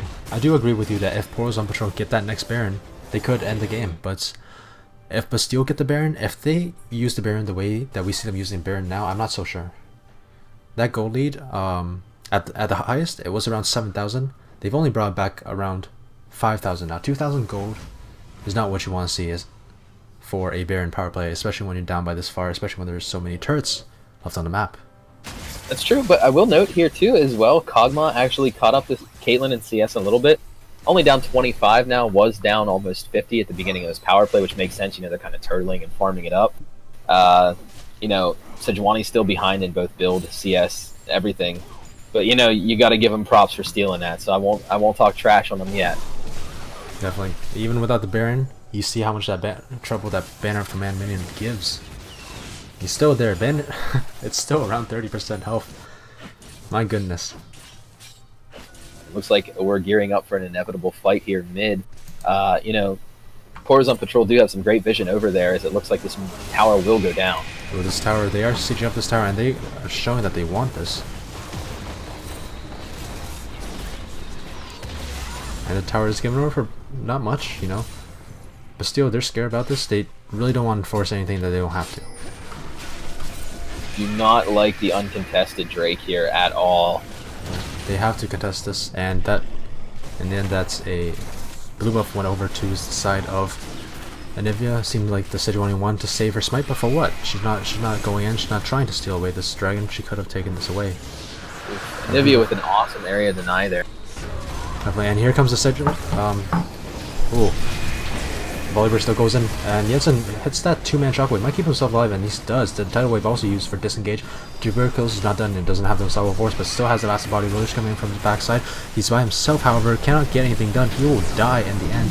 Nothing, no, not even damage, considering you have the Sraga, considering you have that redemption. Cho'Gath building tank and going in 5v1 is definitely a questionable decision there. Especially when you're no team. Yeah, and you know, worth noting here is the presence in these team fights of the Anivia versus the Orianna. You know, Orianna's up in farm, which doesn't really matter if you're not going to do anything with it. Anivia is, you know, zoning off that dragon, had that ult just chilling there with the amount of mana that they have. You know, they really put their team in the refrigerator. It was a very frosty decision. Yeah, Anivia definitely showing how much zoning power she has compared to the Volibear. Not Volibear, but the Veigar of last game. Veigar puts on his event horizon, he zoned for 5 seconds tops. Anivia puts down that Glacial Storm. She can zone for as long as she likes, and with that zoning, they managed to take the first inhibitor of this game at 26 minutes. You know, I was giving Bastille some props for feeling like they were trying to get back into the game. I feel like they should have pursued down to that Drake. You know, at this point, you're that far behind. 2 mountains is huge. You know, you're letting that Volibear do 20% true damage, who already takes, like, no damage from tower. Rosen goes in a little bit farther. Of course, Pop, they want to play smart, they want to play for too much than they have to. And they end up, oh, here, the Cho'Gath is caught once again. Cho'Gath is very slow right now, forcing that Glacial Prison to come out to save the Cho'Gath, but now Jensen, he's the one stuck on the backside. Orion does not have flash, only has a heal. He can't get you out of that. Still gets a 2-man shockwave, but no follow-up damage. Rosen goes in, but there's no AD carry that Kog'Maw, no matter how much damage he does, he can't do damage when he's not at the fight. Pop might look to just win here. This dead mid laner, dead jungler. They keep going. I'm thinking this is game unless something drastic happens here. Yeah, Soraka just able to keep. We are gonna have a game 3. It looks like. Yeah. I'm definitely looking for that Anivia to be banned out basically immediately. They were setting up Volibear, definitely the champions that make this game work. See the redemption come down here, get them back and back to full health. You see all that health, and both towers are down.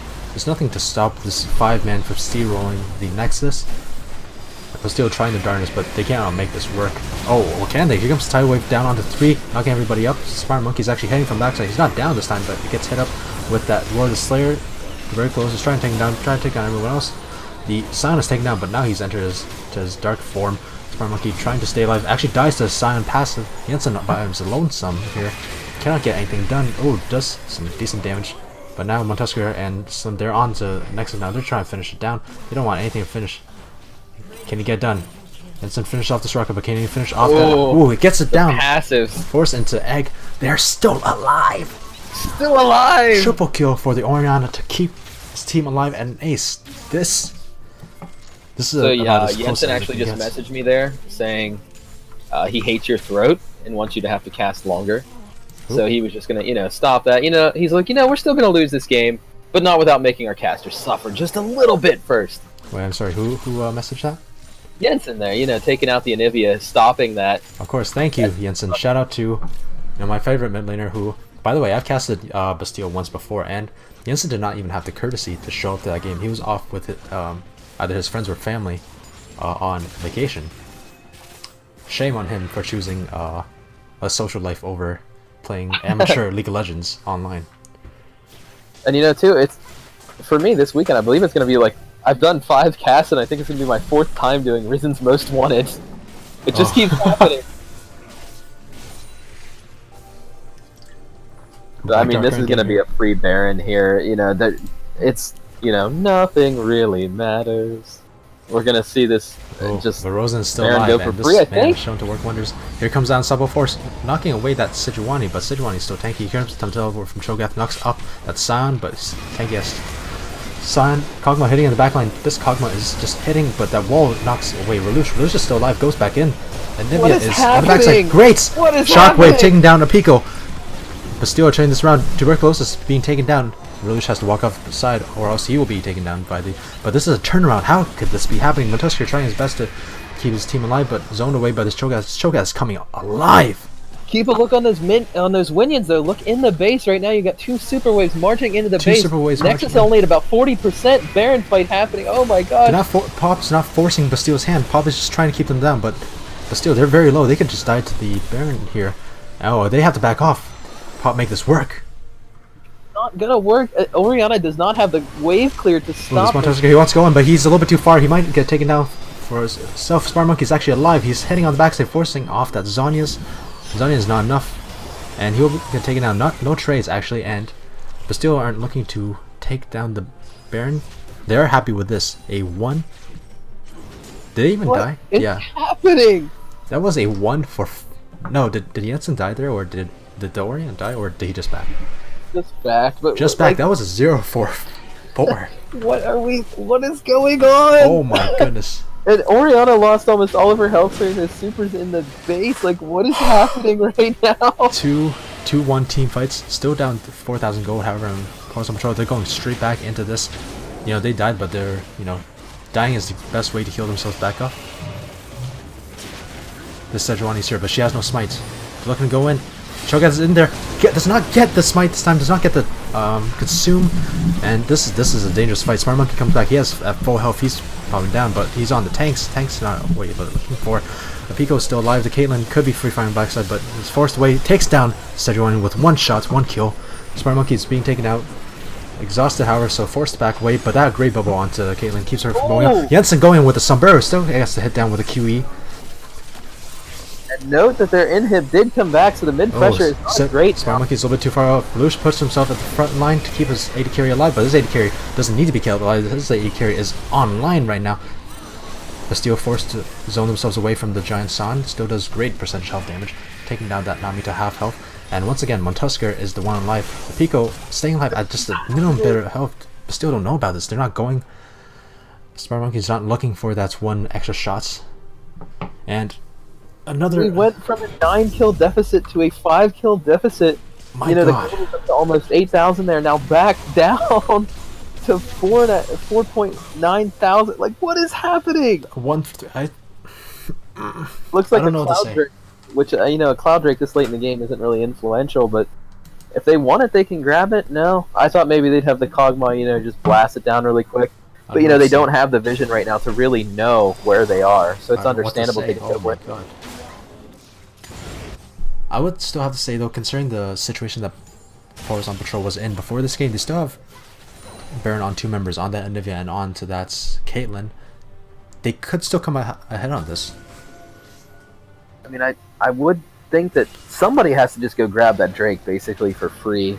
It is a little bit of team gold. Somebody's gonna do something. And it looks like we do have the Banner of Command coming out. Oh, this is where it comes online. Lelouch, he might be a little bit too far up here. Probably looking to eat down the Banner of Command minion. Wait, did he? I don't see the minion. It looks like he actually, that was a very good decision there, actually. Yeah. To do the true damage. I didn't even think about that interaction. That's actually that might actually pull Cho'Gath meta, at least, you know, into like gold plat. Yeah, that's with how prevalent Banner of Command is right now. It's actually a very smart play. Although it's, you know, time will only tell whether or not it was a worthwhile trade, a flash for taking down this cannon minion. I believe Baron will last long enough for the side of Portals on Patrol to get that down a 2nd time. See here, if I look here, it's gonna be close. Ooh, Cho'Gath caught it at Righteous Goal. He decides to go in, considering the wall is down. He goes in, and the Equinox keeps him away. Tidal Wave comes in, knocks up one, Zhonyaed by the other, but Zhonyaed keeps Montusker in a horrible situation. 2-man, 3-man Shockwave. Apico is down. Montusker, Apico's still alive, trying to get away as fast as she can. 4-man, 4 hits on the Permafrost, gets knocked up, gets knocked down. All is Slim is alive. What is going on? To Pop.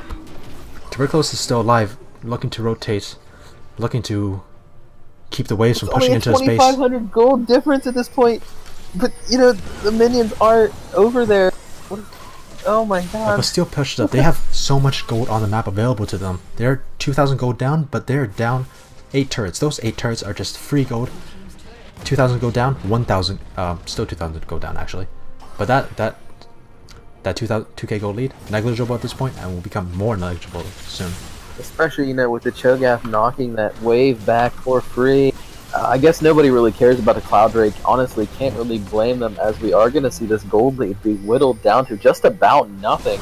With a little bit of jungle clear on their side too, and some deep vision going down from all the members here. Wow. And this is what happens when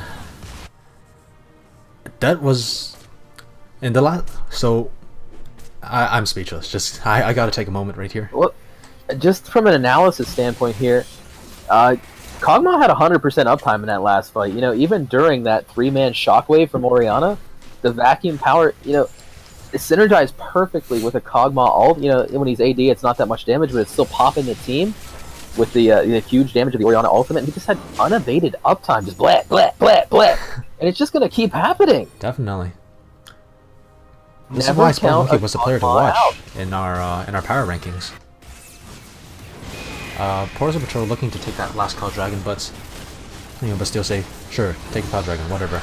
This will only come into effect if Porza Patrol look to, if this game goes long enough for El Dragon to spawn. That's the only time when this Cloud Drake. That's the only time that Bastille will regret giving over this Cloud Drake. But until then, they should be perfectly fine.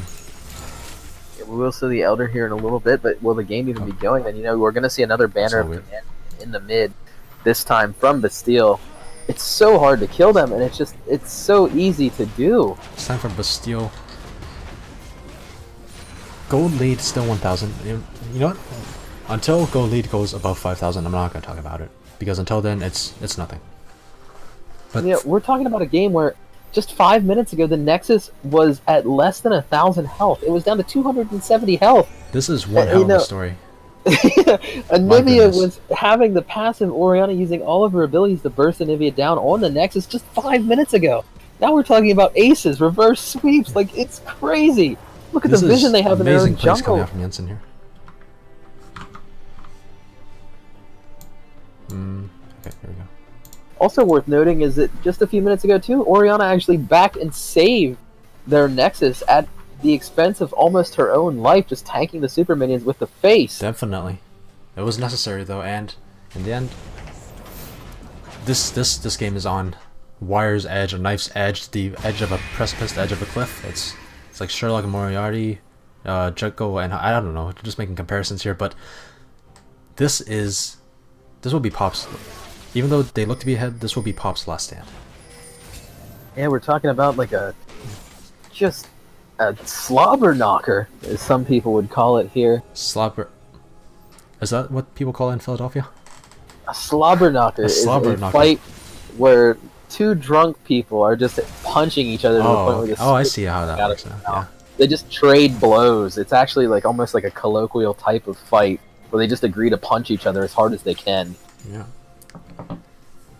Alright, just all that's left to do is to get hyped up for this next match. You voted for it, and this is paying in dividends here. Lelouch taking a little bit of damage, but he is that Cho'Gath and he has that Warmog.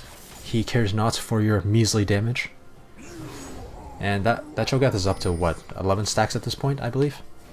No, he's actually only at 9 right now, but he does have 1440 bonus health from the 3 champions. 1440 bonus health. Oh my god.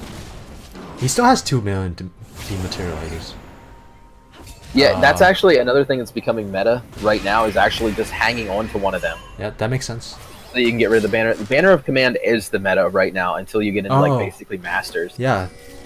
Actually, I was wondering that because I was like, Cho'Gath's feast was not used, and yet he got rid of it. So that's the that banner. That's how he got rid of it. Yeah, you're basically going to see that on every single team comp at this point. Definitely using one materializer on each of the minion types, and just saving the last 3 for situations like this. Tanks, yeah. But right now you have.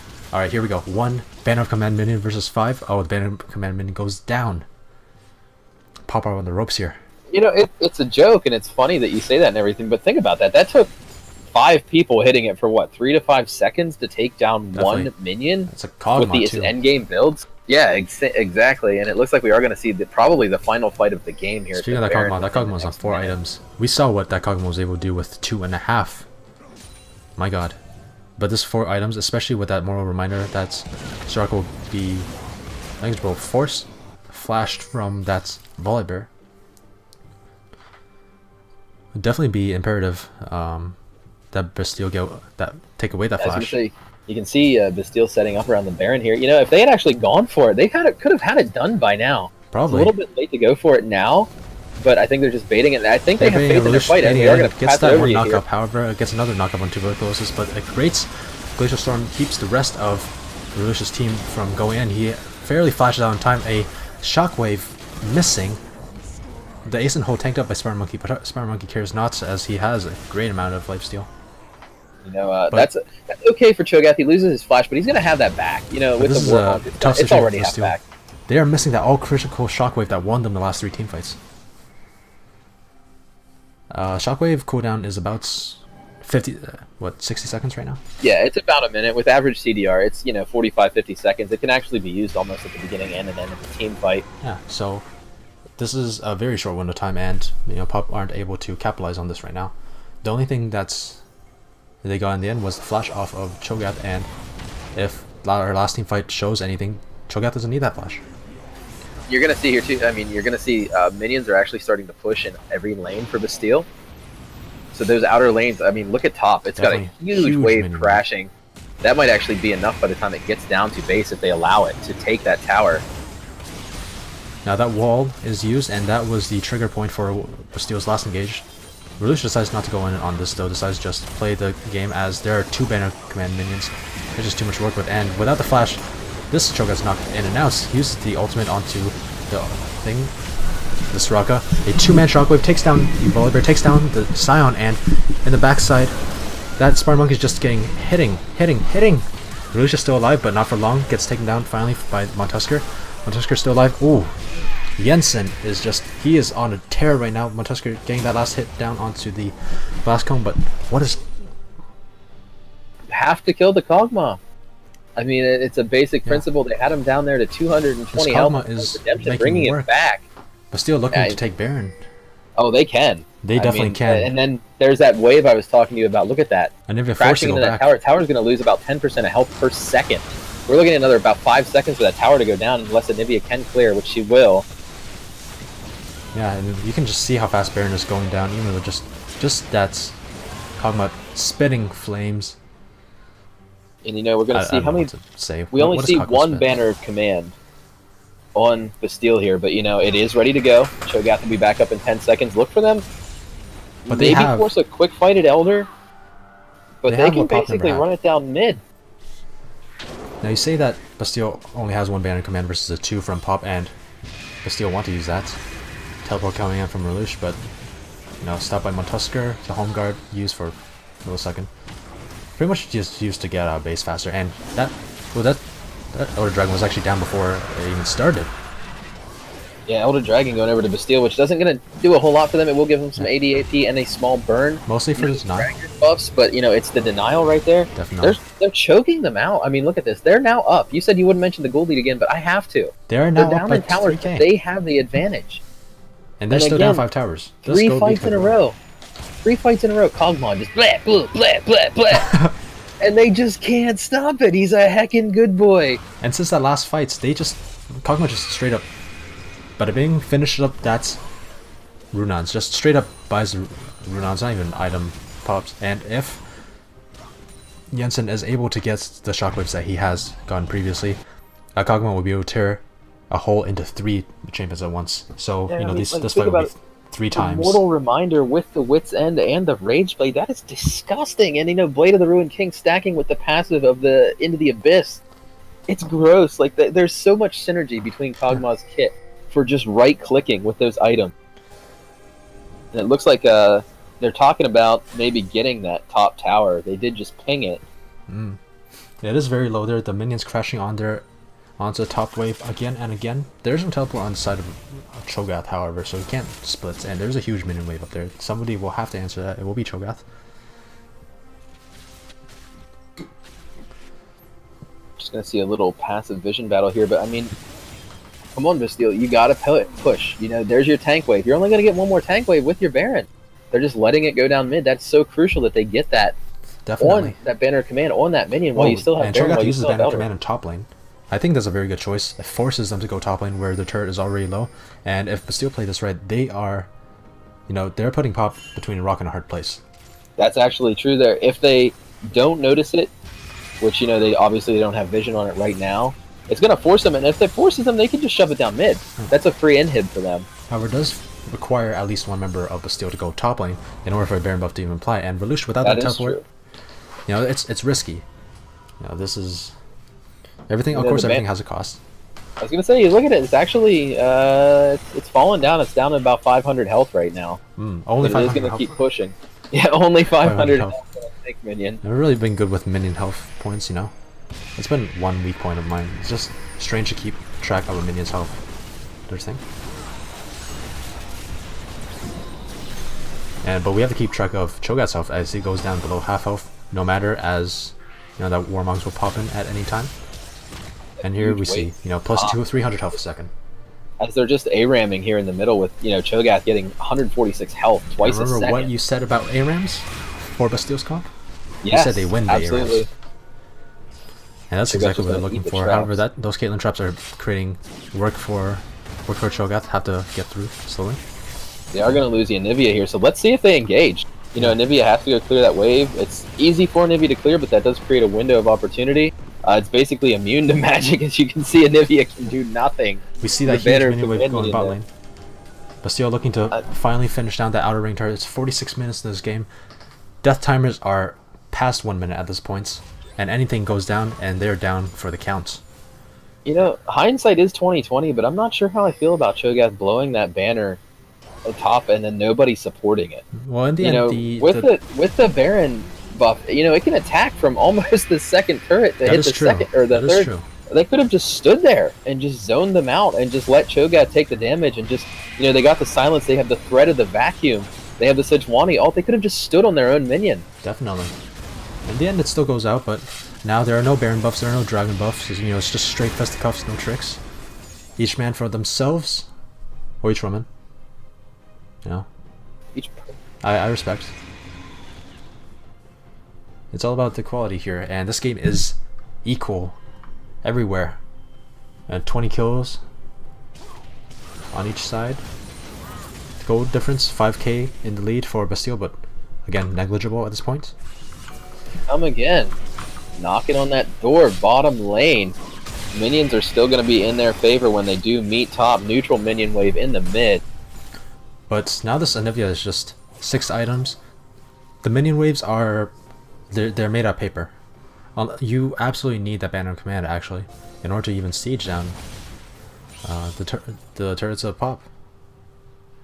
Gonna push 50 minutes on this game, which is just ludicrous considering how it looked at 15, how it looked at 25, how it looked at 30, how it looked at 34. And here we are 14 minutes later with the other team having the advantage. Definitely the hype match of the week here. And you know, Bastille are the ones fighting like desperate dogs at this point, but they're the ones that are up 1-0. They're playing like a team that, it's, you know, trying to stay. It's NA at Worlds, desperately trying to cling onto a hopeless situation, turning it around. But let's see if they can actually persevere and win here, or if they're going to pull a TSM. You know, this series is going the distance, but Bastille still keeping clear head, still knowing what they have to do. Backed when there's a minute left on the Baron timer. They're just getting the last words that they could still fit in their loaded inventories. They just resolve themselves to fight a Baron. I mean, that's what happened last time. It's like, you know what? It works. We're just gonna farm. We're just gonna chill. Get your buffs, clear your jungle, get your vision. We'll meet up at Baron. You ever hear of West Side Story? This is the playground at 3 p.m. for all. Yeah, this is West Side Story. Knife fight. It's like that's what they're gonna do. It's an agreed time and place, except, you know, it's a little bit more tentacly than I imagined. Whoa. Oh. I got nothing. So, I mean, it does appear that I am right here. Nash is going to spawn up here in just a second. You see him, you know, twisting his regions around that pit. Oh, and here we have that Unstoppable Charge go in, but nothing doing, and here we have the Cho'Gath going in, blocked by wall, also nothing doing. Both teams, you know, flexing their muscles, but Bastille flexed a little bit harder than they, you know, wanted. Down that silent ultimate for nothing on the side of Bastille. Do keep a note of Relush's mana here, though. That is not a bottomless pull. Definitely low in mana. And I don't believe Relush is back in a while now. You know, since that Warmogs was able to keep him healthy, he may not have kept an eye on his mana pool, and he's just getting to dangerous territory here. Still looking for a out a 2,500 crit on a minion there. Goodness sakes. Ooh, one flip up goes in, but a 2-man shockwave comes down, and 1-man tidal wave comes down. Tuberculosis is being forced down. Nobody is on that Spartan Monkey. Spartan Monkey just going in on a monkey like, I don't know, a typewriter or something. He still goes in. Glacial President hits nobody. And it ended 1 for 0, but the members Somebody of Bastille are killed blinking. Cho'Gath! Oh, one shot! Oh! Oh my god. The BM! Relush has no mana, so he won't really be a help at that Baron. I don't think they can actually clean this up right now. They can't. They're erring on the side of caution. Caitlyn really setting the tone there. I mean, I just pointed out she did a 2500 crit on the minion. Look at this. It's insane. Almost 400 AD, 440 movement speed. They're going to try to sneak the Baron.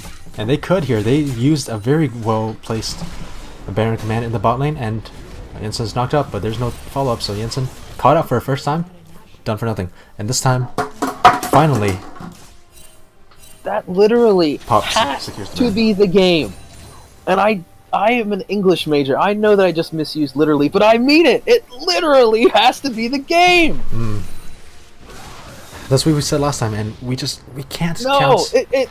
Banner command minion with the Baron buff rolling down the mid lane right now, setting up an Elder Dragon. Pop's gonna want this. They have 4 Drakes to none here, so this is huge for Bastille. But that Banner command minion will continue to roll down mid. Waves, like you said, negligible at this point. It's all about the team fights, the fatty stats. We're gonna start seeing elixirs. We're gonna start seeing boots being sold. Will Pop do the right thing and puts Bastille in between a rock and a hard place? Sets stats Volibear in mid lane, because let's be honest, he's not doing the most in the fights other than being a meat shield, and just send him down the lane, force Bastille to choose between giving them a 4-dragon Elder Dragon, Look at that. and That just Anivia Relush wall just go there. in, but he's fine. And there's a huge wave of traps going in. Relush trying to do his best. Baron Dragon goes over the side of Pop, and there's forward Dragon, Elder Dragon. They are doing infinite damage. Cho'Gath finally goes down, but Molotov actually goes down for once. This might be what they need. Jensen does not have the ultimate. He doesn't need the ultimate. The Spartan Monkey's still off on the side, still shooting down, and they will take down the Silent as well soon enough. He is running out. He's running somehow. Gets the last hit of Permafrost. Goes down. But there's that Baron minion. That Baron minion's still going at it. Caitlyn somebody hit Kog'Maw. They have the back, but still have to run back before their inhibitor goes down. I don't know if they can save the inhibitor at this point. And it's just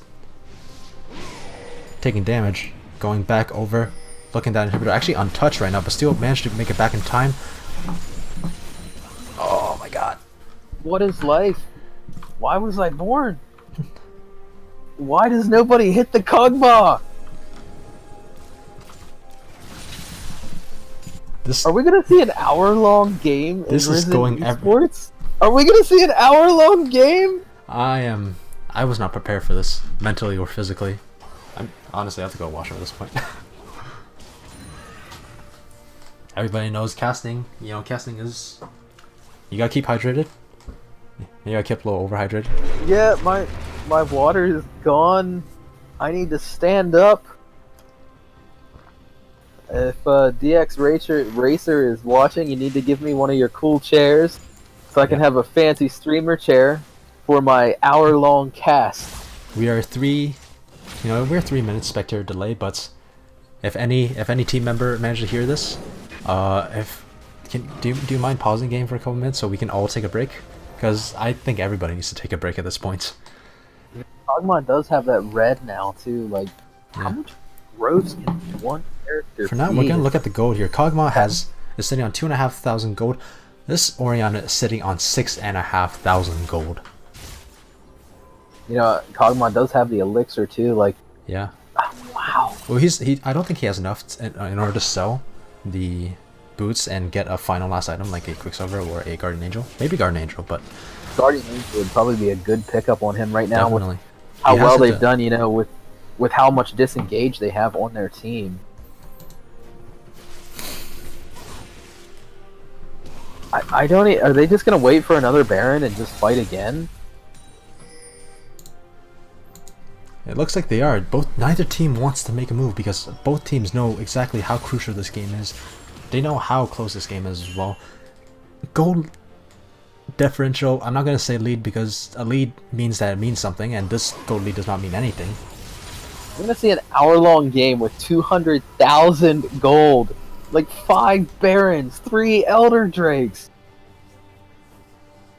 Like you see at this point though, the Sejuani actually has to keep a slot alive because otherwise they're gonna have no wards. They're just pressure down. Look at that 3. I mean, at this point, vision doesn't even matter because it's like everybody's roaming as 5. So if you just butt heads into each other, it's not like you can really be picked at this point in the game. But you say that. However, the vision from Side of the Steel is still semi-decent. You know, they're putting down definitely. wards. It's more of a joke than anything, and vision always matters. But we're gonna see just these roaming 5-mans are just gonna meet up in mid again. Caitlyn does have Guardian Angel and is critting for 2,500. Everybody's so scared and so fragile. Definitely. Now, neither Elder Dragon or Baron is going to be up for at least a few minutes here, as designated by the low timer on the top left. So both teams they're really looking to just duke it out. They say, we don't need Elder Dragon, we don't need Baron, we will take you down with our own 2 hands. Tuberculosis as he's going in, and so Baron Monkey just hitting up on the backside. That is a lot of health on that sound. Oh my god. But still taking down semi 1000 health. Stanson looking for a shockwave, looking for that crucial shockwave. Lelouch going, does not hit anybody up with the righteous glory slow. Fight! Hurt each other! I am on the edge of my seats, mainly because it's, sitting in the same chair for a while it gets hot. But Function K Volibear goes in with that righteous glory just for a little bit of health, movement speed. Not quite sure what he's going for there. 2-man knock up. I'm just gonna cast each ability because each ability is so crucial. Everything can turn on a dime here. Hey, seems like since neither team is looking to actually do something, I can be honest, I can actually relax now. We haven't actually seen a glacial prison engage from Sejuani in the last while. I think they're just so scared that they're just saving it. And you are going to see the Banner of Command push. Here they come. Can they do it? Cho'Gath is big enough to tank up, so they don't need to use it. But Sejuani looking for a side thing on the side now. Relish looking to go in, gang. That ball is from the instant is zoning to Riglos, also low again, but once again it doesn't seem to matter. Glacial tidal wave knocks up 1. The Volibear is down, but once again Volibear not the most crucial in the fights. That is a 10,000 health Cho'Gath. Pico is he's taken down. Guardian Angel pops in the bad spots. Montusker does what he can, but his mana is running low. That is a dead Caitlyn. That is 2 members down. 70-second death time is on the side of Rose on patrol. That Scion is looking to go down too. Another my god, another Guardian Stone Plate pop, but for a little bit of extra, who cares? That Kog'Maw melts through anything at this point. 3 members down, 70-second death timers, but the minion waves are pushed up. Baron is now up. That is a free Baron. But still, they're not looking for Baron, they're looking for the game. Oh no, they're looking for Baron. You don't even have to Baron here. Just end the game! You can 5v1 in Nivea, I promise you! I promise you! And we don't need 10 Barons! This Baron is... Who cares? I mean, the Banner of Command is still a problem, still forces the team to walk up and actually focus on that minion. Damage that could be otherwise focused onto champions. And they're backing again. They're resetting. They're okay, I'm just gonna hover over the Cho'Gath a little second. 5 and 3/4 thousands of health. With Banner of Command? Before he pops it, yeah. Before he pops Guardian, Stoveplate. That actually had something happen with that fight that I've never seen before. I actually thought we were glitched. It turned out Cho'Gath's health, when you reach over 10,000, each 1,000 is just shown as a singular chunk. Yeah. I don't know if you noticed his health bar or not. All of a sudden, I thought he had like 400 health. 1,000. But it was actually, chunk was 1,000. 1,000, no, not 1,000, I'm sorry. 11,500 health.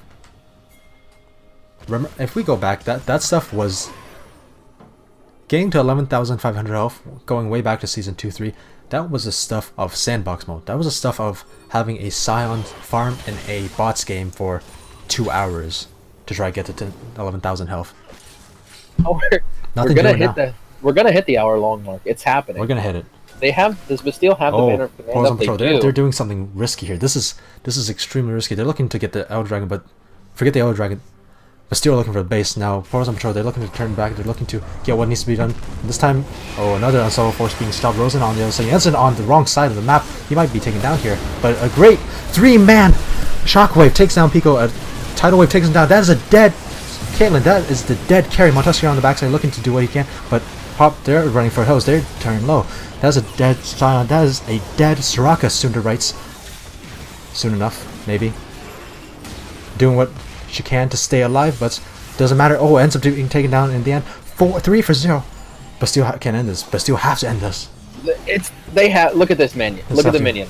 It's doing 20% tower health per shot. 3. This game is over. Rouge ended up backing just to secure the minion wave. He still has teleport to go in, and he will teleport on the minion wave soon enough to keep that minion vulnerable. The minions are having a little segue. They're doing all those things in top lane. You know, having fun. You know, Reluce does teleport in here. It's got to be it. This has to be the game. I mean, look at that minion. This is a massive minion. It's up to about Tusker 25%. cannot stop it. It is a dead turret, and that is a tidal wave taking down Tusker, keeping him alive. Wasn't on the backside. A shockwave, but Tusker doesn't die. The turret does. Bastille beats Pop for the first round. They advance to face Come Dawn next week. Wow. Holy shit. Wow. I know I'm not supposed to. 61 I'm not supposed to swear. Game. But oh my god. 61-minute game.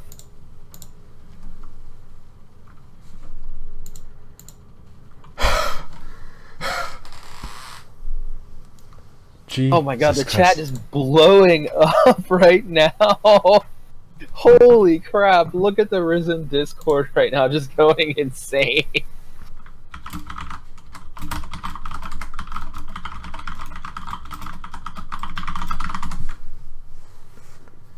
At one point in this game, I was actually tabbed out of the game into the Discord, and I was going to hype it up, say, if you guys think Pop's going to win Game 3, give me a Monkas. If you think Bastille's going to win Game 3, give me a Grack. Nope. Nope. Didn't happen. Nothing Didn't happened. happen. This might be a new record. We have 70 viewers. I mean, 70 doesn't sound like anything compared to 70,000 that LCS gets, but for us, 70 viewers is a lot. All tuned in to watch the outcome of this game, and that is the outcome. And coming to this, based on analysis, this was an upset too. Bastille was not. They were not set to beat. No, you know, that's... Wow. Just wow. That's really all you can say in that game. I mean, is it even possible to pick... Is it even possible to, like, pick an MVP there? I would. The MVP is either Banner of Command or Baron Nashor. Like, a singular player. I mean, you know, Oriana Jensen playing there at the end, I was talking smack on him at the beginning. But in the end, landing like 6 amazing shockwaves to basically, you know, decide the outcome of that game. Wow. And I mean, personally, I would like to pick an MVP, and I have honestly. Well, you weren't here game 1, but his shockwaves and his play was what turned around game 1. I will have to say MVP, both games and for the series, Jensen, and he is joined with us now in the in the channel for interview. Jensen, how are you feeling? Oh my god, man. Dude, I am shaking. That game was on another level. I don't think I've ever played a game that was like that down to the wire. From the 200 HP Nexus to the Baron steals and just like the clutch fights. That's when you guys... it feels good though. It does. You stole that Baron. You could have just rolled over and accepted a game 3. But the Baron steal was literally saying, like, hey, we out here, boys. The turning point, of course, was when your Nexus was, at 1,000 health. Any team worth their salt would have given up, but not you. What was going on during that? That was the most crucial team fight, I've got to say. The comms comms were nuts the entire time. It was just like everyone yelling to kill the Anivia, kill the Anivia, kill Anivia. And everyone was just like going nuts in the comms, making sure we didn't die there. And we were pretty excited when we were able to actually save the Nexus. I will admit though, we were kind of talking about the next game. Like, we didn't fully expect that we would be able to come back from that game even after the Nexus save. And so comms were a little... There was some disarray. But we kept together, we kept things together, and we didn't throw away the lead that was given to us after that Nexus save. Extreme mental fortitude, amazing. Just amazing to see. Yeah, go ahead. I don't know if you heard, Jensen. I was literally typing in the Discord. You know, if you want to see, you know, this team win in the next game, give me a Monkas. If you want to see the other team win, give me a Grack.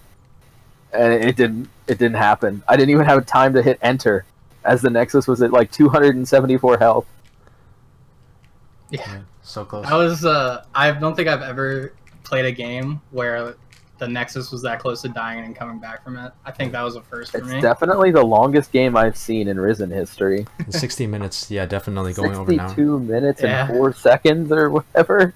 Just give me some My numbers. blood pressure shot up quite high. At the end there, how much extra gold did you have? Did it hit 10,000? I had about 9,000 gold. 9,000 extra gold after full build. You could just have your build turn into AD and Oriana and be done with it too. Yeah, I had nothing to spend my gold on. Now in that first game, I'm sorry, not in the first game, in the second game, but the first half, because honestly that game, that was a saga. That was difficult for you to say at least. That Volibear was running everywhere. Yeah, at one point, Volibear felt like it was just like countered your Sejuani so hard that Sejuani was basically out of the game. How did you feel about your draft coming into that second game? That you let such champions through? I think we relied a little too much on comfort picks. Like, we put me on the Oriana because it's my comfort pick, and we put Razin on Sejuani because it's a comfort pick. Well, it worked out well enough. And it worked, but I think we had some draft issues, and if I would redo the draft, I probably wouldn't pick the Nami. I would pick a tank instead and put Relush on something different other than a tank. But honestly, it worked out, so I'm not too beat up about the draft. But I actually do think they beat us in draft in the second game, if I'm being honest. You know, of course, this is why we name you MVP. Some extremely clutch ultimates, and also as a close second, we didn't mention him other than in the fights where he was doing phenomenal work. But Spartan Monkey, my God, what a beast! Yeah, I think Spartan Monkey is our most underrated player. He's a little lower elo, and he doesn't really get talked about. Like, even in our write-up they did for power rankings, I don't even think they mentioned him. And teams kind of sleep on him, but he's not going to, like, win lane or stomp lane or anything. But he's not going to lose lane either, and he's just going to put out consistent DPS. Like, he does his job really well. Definitely this. And it's a really good asset to have when you have a mid and top who have a tendency to hard carry games, to have a really consistent bot lane. Of course, you don't have to say too much yourself because your two games said everything that needed to be said. That you are someone to watch. But you are coming next week. You're going against a team that is expected, well, not expected, but is predicted to win the whole thing come dawn. The team with the most dominant record during the regular season. How do you feel about next week? I'm pretty confident, honestly, after the series. Because they are a different beast than any other team. They're a very different beast, and I think we're gonna have a hard time. And it's definitely gonna be some stomps, I think, from both sides. But it should be some good games. I'm confident, honestly. I think we're definitely the underdog, and it would be an upset if we won. But I think it's possible for us to win. I wouldn't write us off just yet. Yeah, this game was a bit of an upset too. And Tame, do you have any other questions for our guest? I just want to read the one shout out he just got in the Discord here. It's Jensen, make my PP go big. That's that pretty much sums up that second game. I don't know if you were counting or not, Jensen. It was six shockwaves where you hit 3 or more people. 6 I shockwaves. was keeping Impressive. track there. It took less than 6 games, 6 fights. Yeah. That was insane. I hope your hands are probably still shaking. Go get some water, go chill out, go celebrate with your team, and have a nice night, man. Definitely. Yeah, thanks. I'm gonna head out. Thanks for the interview, guys. Right. Thank you, Jensen. Alright, that concludes our stream for tonight, but not before we update you on some of the other games you might have missed, the ones that were not streamed. Of course, we all know what happened in the last game. Bastille beats Pop in a upset 2-0. If anything, if Pop won, if Bastille won, we would expect a 2-1 from Pop. We have AFK actually beating Int. Int was also another team that was sort of favored to win the whole thing, or at least their group. And now AFK have beat them in a 2-1, I believe. Just going over some of the other. I'm sure we will have the brackets updated here within a day or so. Definitely, if I can find it. Oof. Man, I really should have brought this up beforehand. Anyways, Yeah, it's okay here. We did see, SSG picked up their series today. It looks like that went to 3. Yep. That's a good one. It looks like Uh, AFK won their game, I believe. here we have AFK won their game, and they will be facing against PSI Psionic Gaming. Other games, SSG 2-1 at CMP, Crit My Pants, and they will be going up against Team 18 next week. Calamity's Undead Legion, actually, a little bit side notes, was placed on the power rankings to be number 12th in their group. 2 O's TOG, Total Logic Gaming, a team that was expected to go pretty far, and they will face against Team Ramazhead next week. Doki Doki League Club versus Mord and the Mordettes, 2-0 to the side of DOC, and they will face against LAG Losers Gamers next week. Shout out to DDLC for having their jerseys. Shout I don't out know if to you saw them or not. They have their whole team has jerseys for their league. That is their amazing. rampage- How or their their dominate team. a personal thing, but how weeby is it? It's pretty bad. I guess one of their members is like a doctor, That's what I want to see. and one of their members is like a doctor and just bought their whole team like custom jerseys with their names and everything there. I like it. Back to our other thing, CO Team 6, 2 O's memes aside, they will be facing against UI Ultra Instinct next week. And finally, this came out earlier, actually played at, rescheduled to be played, I think it was 1 p.m. today, but most of you know this already. Team 25 201's DFT, and they will be facing against RPO Rotato Potatoes next week. Games we're still waiting on, UOP Elaine Pick versus Team 36, and no, that's it. We're waiting on one game. I was gonna say, keep an eye on the subreddit. I know we have some community members that like to keep power rankings updated, and they also like to keep write-ups and everything.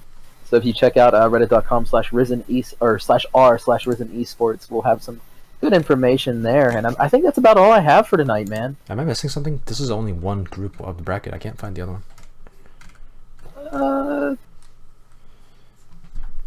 I'm not sure. I have mine. I don't have the dominate. I have champions, and I have my own right now. We'll get there. We'll get there. We'll get there when the time comes, and the time will come tomorrow. Tomorrow we will be continuing on with the playoffs of Champions League. I'll be back here. I have no idea how that works because they have different bracket series. That's I'll be here with hypertension at 7 EST. Right. Yeah, shout out to my co-caster Tamed, who came to me in my hour of need, my knight in shining armor. Thanks for having me tonight. And he will be back tomorrow with hypertension. Another great voice.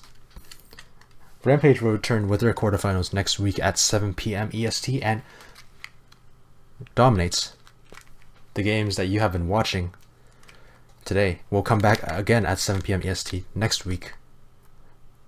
Once again, we will put out announcements for you to vote on which series you want to watch. A administrator will post that sometime during the week. You can vote with your favorite emos for your favorite team, for your favorite series, for your favorite to win. Alright, I have been Elvis with my co-caster Tamed. See you guys. And we wish you a good night.